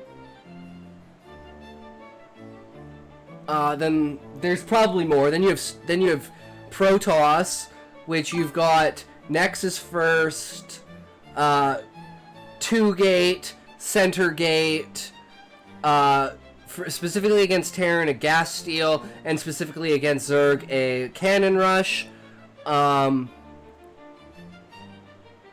You have DT opening, you have Shuttle opening, you have Reaver opening, you have Corsair opening versus Zerg, and you have Goon opening against Terran. What else is there? There's a Stargate opening, and I think there's one more that I can think of. Oh, like a Forge First Gate or a Forge First Nexus. Ever played Diplomacy? It's like 7-player war chess and everyone's piece moves at the same time. It's a lot of fun. No, I've never played that. That sounds awesome though.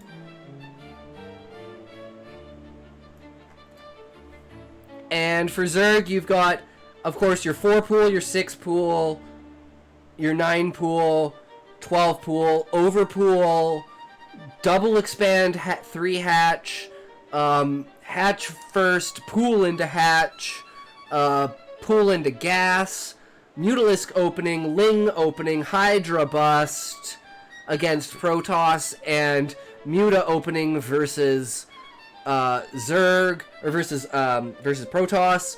What else do you have? You have Lurker openings, you have a drop opening, and you have like Crazy Zerg. Never played StarCraft, was more a Command and Conquer. I don't play as much, but StarCraft is the esports that I watch. I follow all of StarCraft 1, a little bit of StarCraft 2. But Tastosis, I follow like everything to do with Artosis and Tasteless. They are my heroes. They are the ultimates of ultimate for everything. But yeah. So the only comparison is to StarCraft, because it's like, I think people will still be playing StarCraft in 50 years because it's such an epic game and it's never going to die, and it's so ingrained into Korean culture. Even if it dies everywhere else, I don't think it'll ever truly die in Korea. Fun fact, StarCraft was originally being made as a Warhammer game. Protoss was Tau, Terran was Space Marines, and Zerg was Tyranids. Yep, and that's why it's so reminiscent of Warhammer.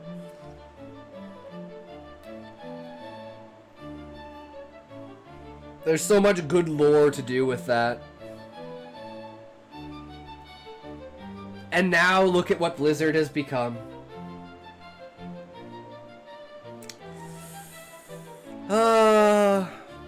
So sad. But that's what happens. Ship of Theseus. There's your answer right there. Facilitates the exact same function, but not at the same quality. Despite being the same make, let's say. Hearthstone is still kind of fun, at least. Yeah, my best game is 10 moves. You beat me in less than 10 moves that one time, Muffin. You beat me in like 3 moves because I didn't realize it was my king and not my queen.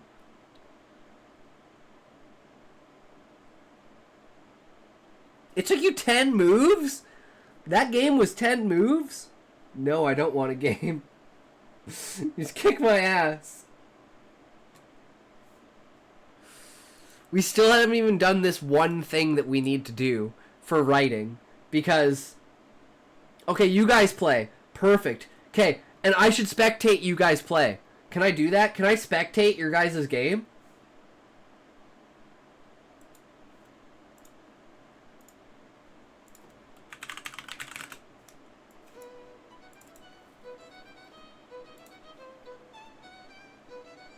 Okay, I am logged in. I wasn't sure if I was logged in or not.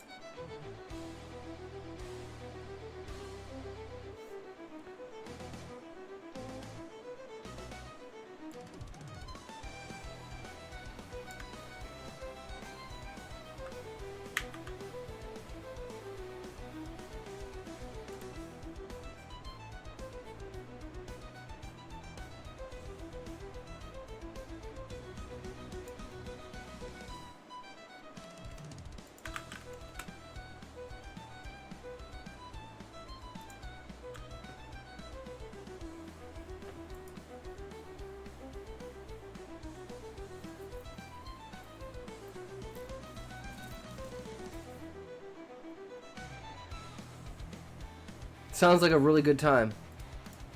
Oh, that was not... Wait, what? I don't know what happened. I don't know what I pressed. I pressed something new, guys.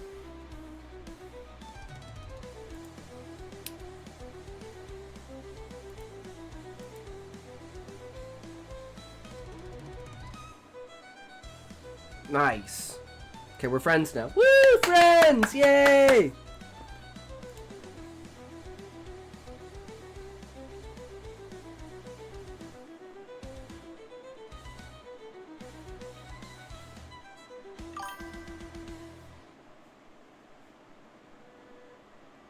How did I get to friends? I don't remember what I clicked on. Oh, this? Yeah, this. Okay. Muffin on Twitch.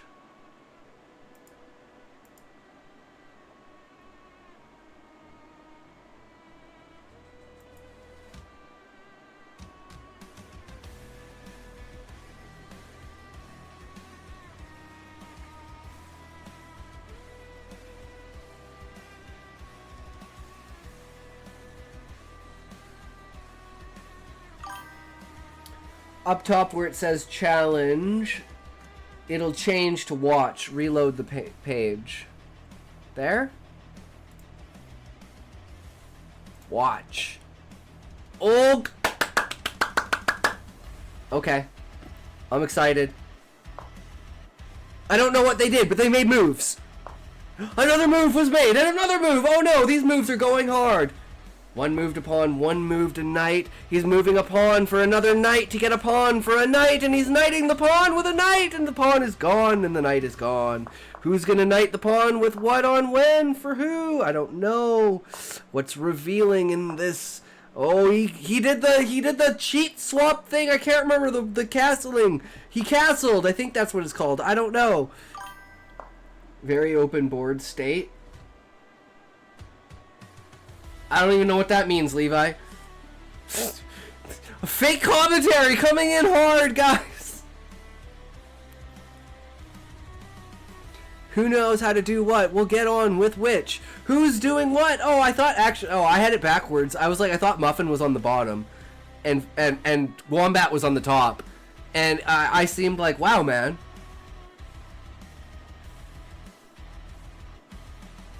But now I see the error of my ways. Oh, that was scary. That was scary, guys. He put him in check.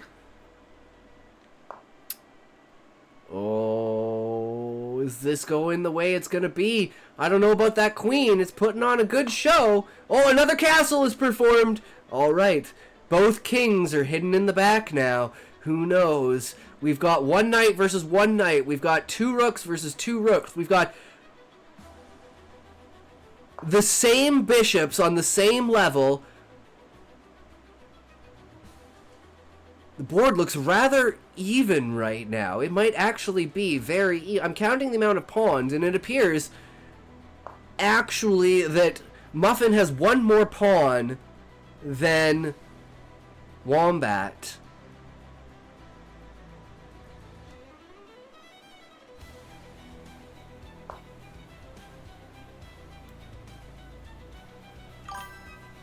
Material is next to our names. What do you mean material?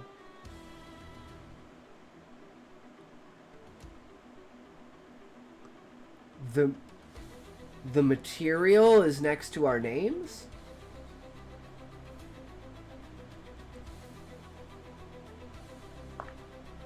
Oh, here it shows. Okay, I see. I was just doing commentary. That's like looking at the production tab, though. You don't want to rely on it, but using it is helpful. Queen for a queen. This is a scary moment. Ugh.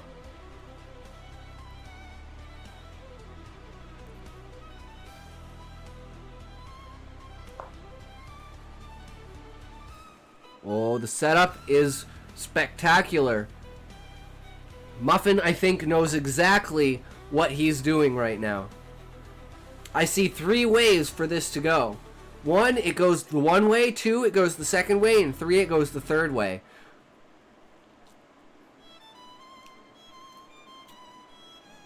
The pressure seems to be building on Wombat.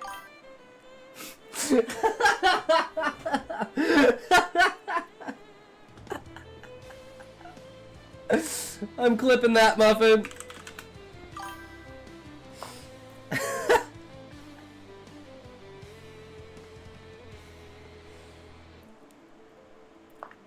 Oh, well, there goes one of the bishops. That's another one down. And then another bishop goes down. Both the bishops are down for both of the teams. Looking like we've got 2 rooks and a knight versus 2 rooks and a knight.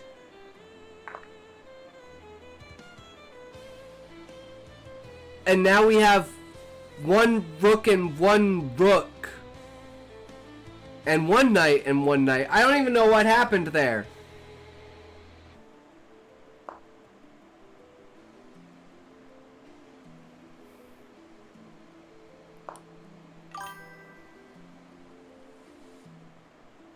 Yeah, I'm guessing it was a pre-move, but it just happened so fast. I didn't even. I was like, "There's 2 rooks." No, now there's 1 rook for each team. I don't know how each rook took each rook out, but hey, there's only 1 rook left. The knight is reaching in.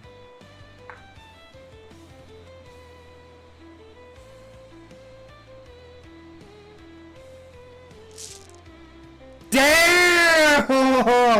No one. That is why you don't castle in. That's why you don't castle in. Oh man! Woo! That was a good game, guys. Okay, best 2 out of 3. Let's go.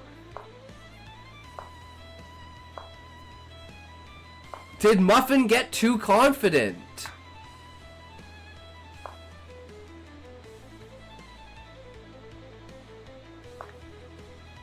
We got an 878 versus a 1240. Honestly, Muffin should have been pushing his pawn advantage. That's what I was thinking, Leave. I was like... but I'm wondering if Muffin's going easy on him. Like, that's my thought, is Muffin was going easy on him. Either that or he just completely underestimated him. But it seems they're both playing extremely aggressive. So maybe you were just playing way too aggressive, Muffin. I don't know. But I mean, that was a fantastic fucking game. That's a beautiful stream game right there.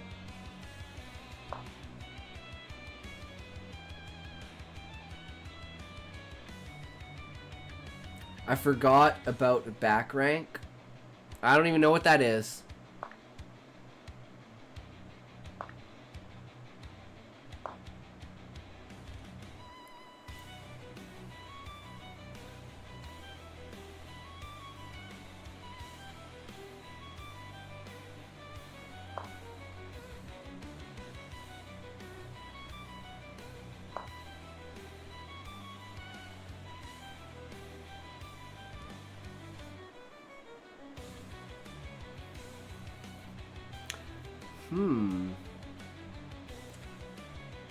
Can Muffin push his approach? I think I know what he's doing here, but I don't want to spoil it, so I'm just gonna say, if he takes the piece I think he's gonna take, then he's going in the right direction. But you never know with these kinds of moves. Everything could be swapped on its head as soon as you figure out that that's not what he meant to do. And as soon as I realize that now Muffin is on the bottom, then maybe I'm talking about the wrong person.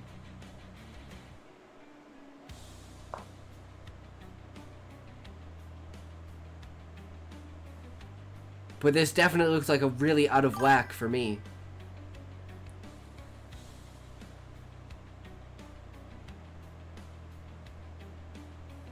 I mean, what's better, losing a rook or losing a pawn? Or sorry, losing a knight or a bishop?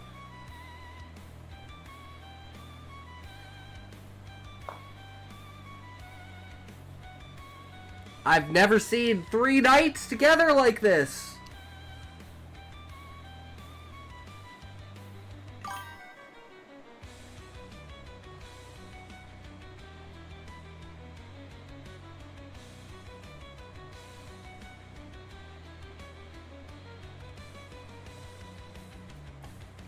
What is this?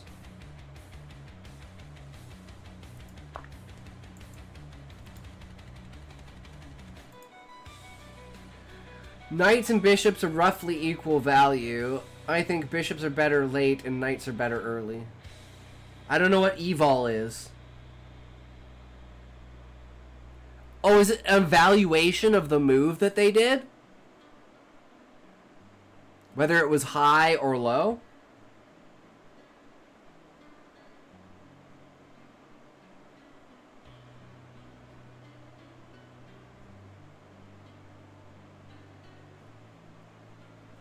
You never know from the pieces on the board.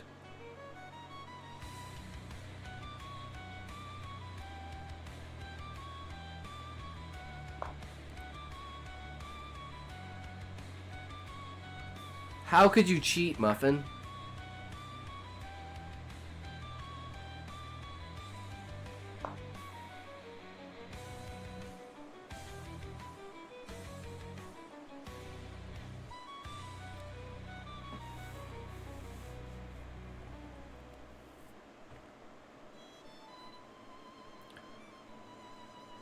The veal bar on the stream.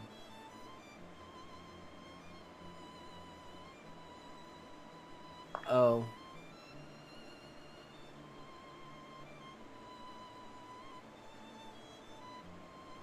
Cheat by putting a vibrating silicone object in your butt. Yes, that's exactly what you do, Wombat.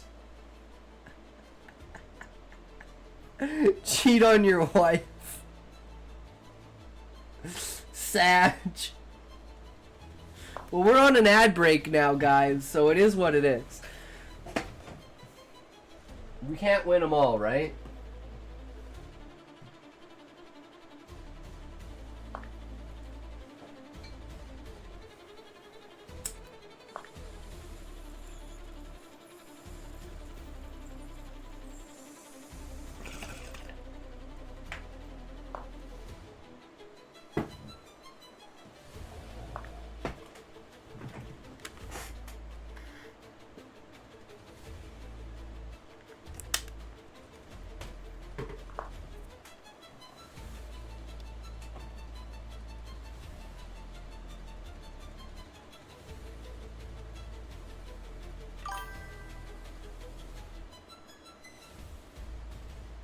Saw that long castle coming.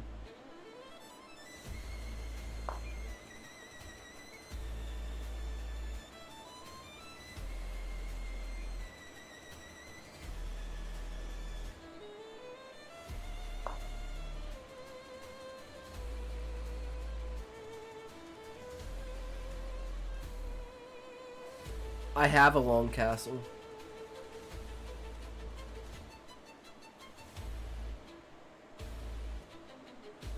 I forget what a long castle even is.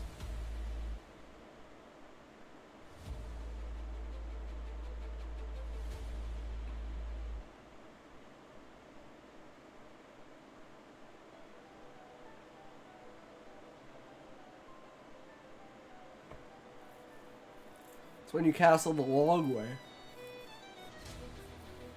Castling long is queen side, short is king side.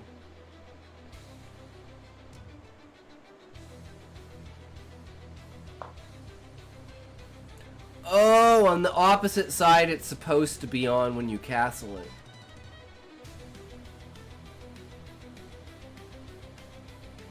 Like whether it's on the left side or the right side.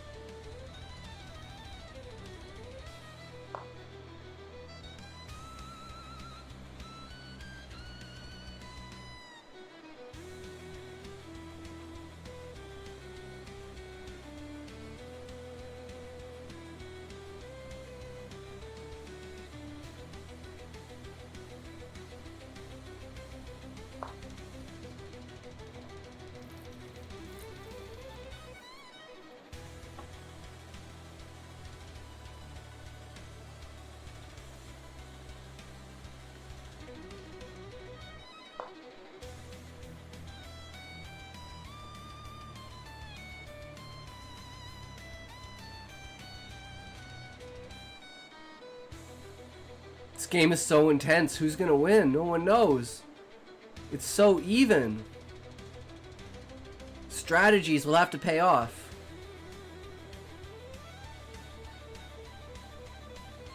One has an extra rook. One has an extra knight. We know that a rook is better than a knight, but a knight can be extremely useful in unique situations because of its movement style.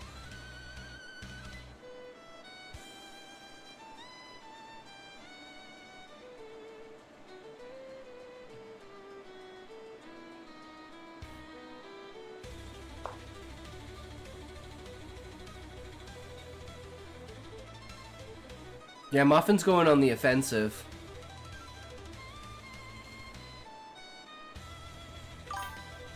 The knight here is a little useless.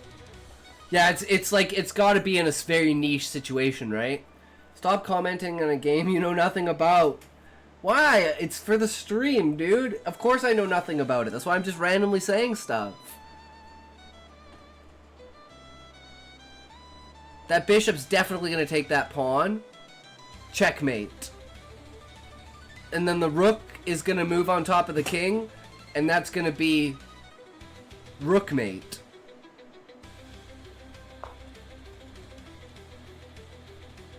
And somehow the bishop's going to get in there, because they're all on the same tile.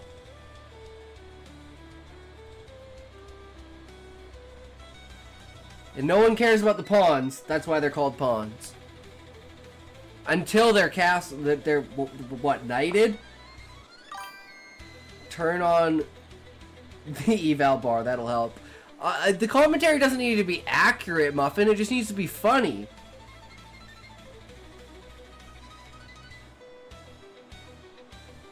It's another pawn down.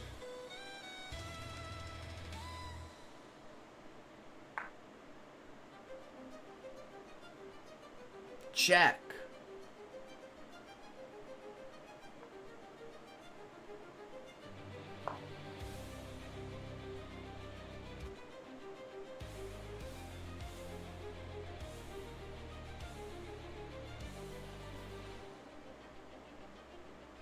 Well, you never know until you know, Wombat.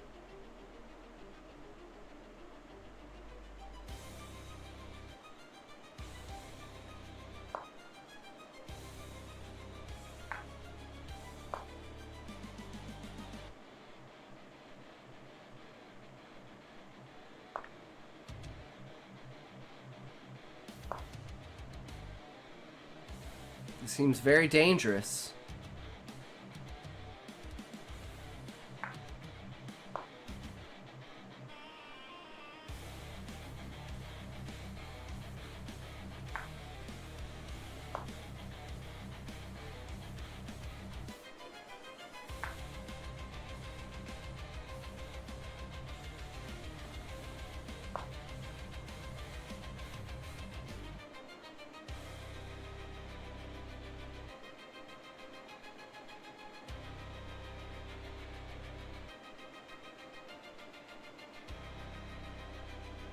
This is so fucking intense. Just trying to trap him out.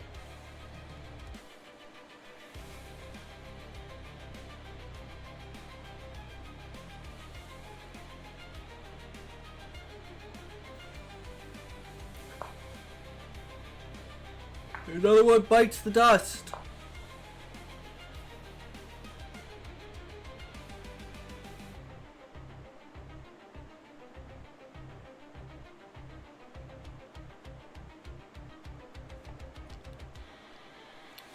How will they play this?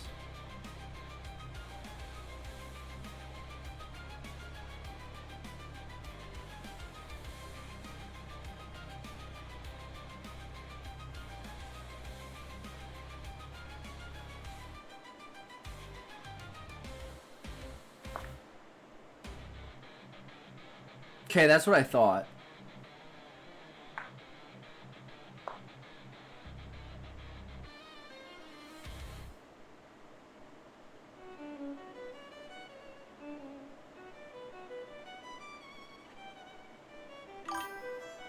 I'm so stupid.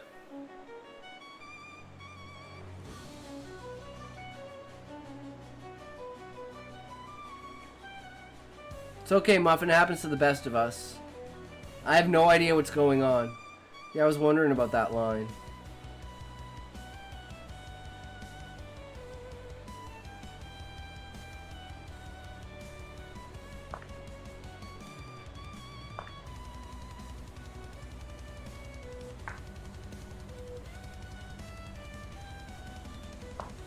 Yeah, this looks really bad. See what I mean? It's not over until it's over.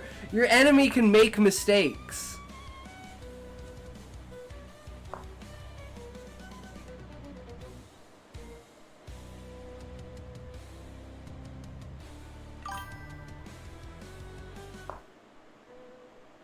Gonna draw it out, Muffin?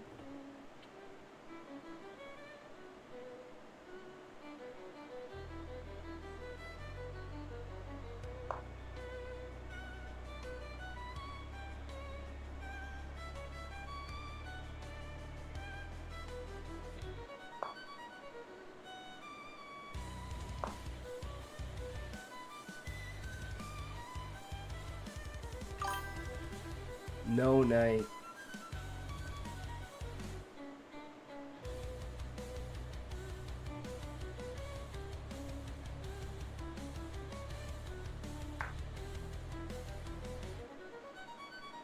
Isn't that checkmate?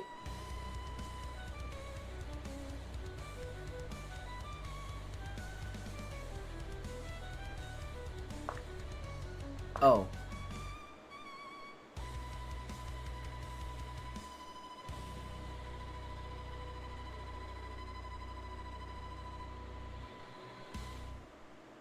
See, I'm retarded.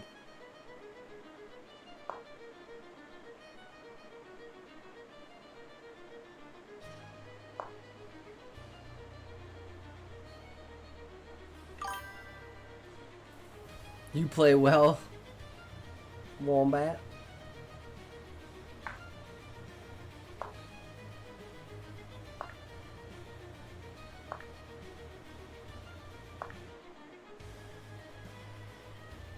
This is a really, really good game. Told you. The knight was instrumental.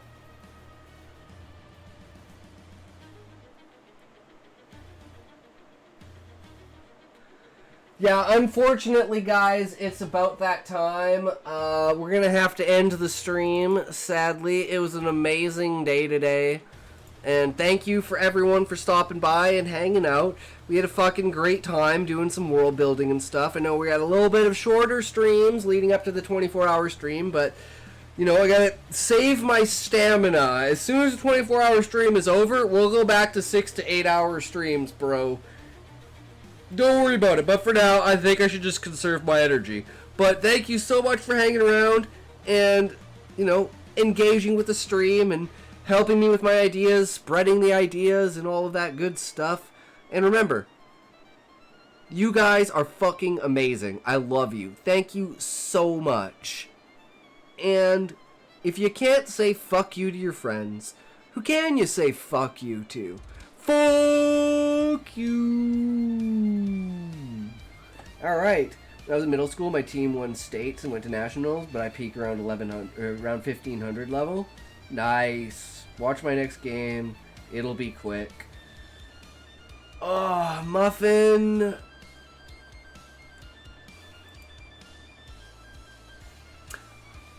I will watch your next game. Okay?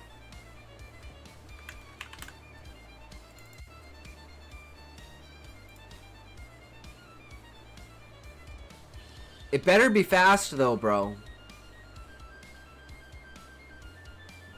You're not even in a game. It doesn't even say watch.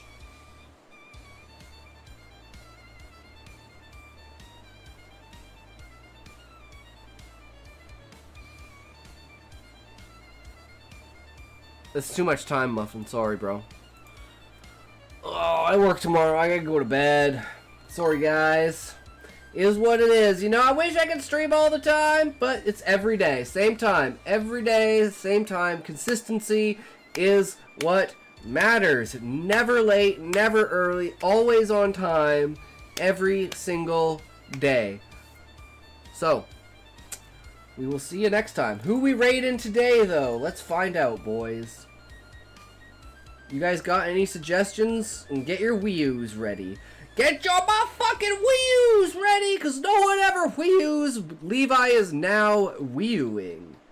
Ooh. We got some choice. We got some choice. Okay, okay. Okay, okay, okay.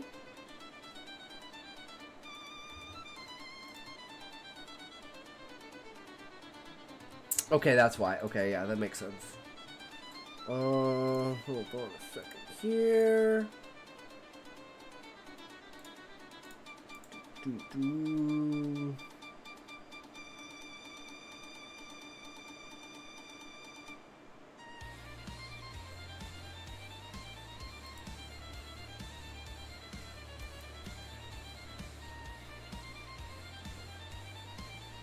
Get ready, everyone. Are you guys ready? Ready for the greatest experience ever? Here we go.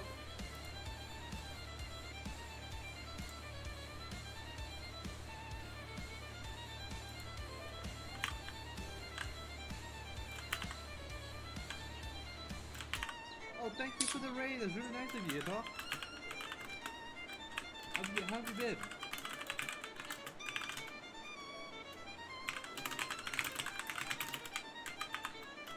Okay. It's going well. How have you been, man?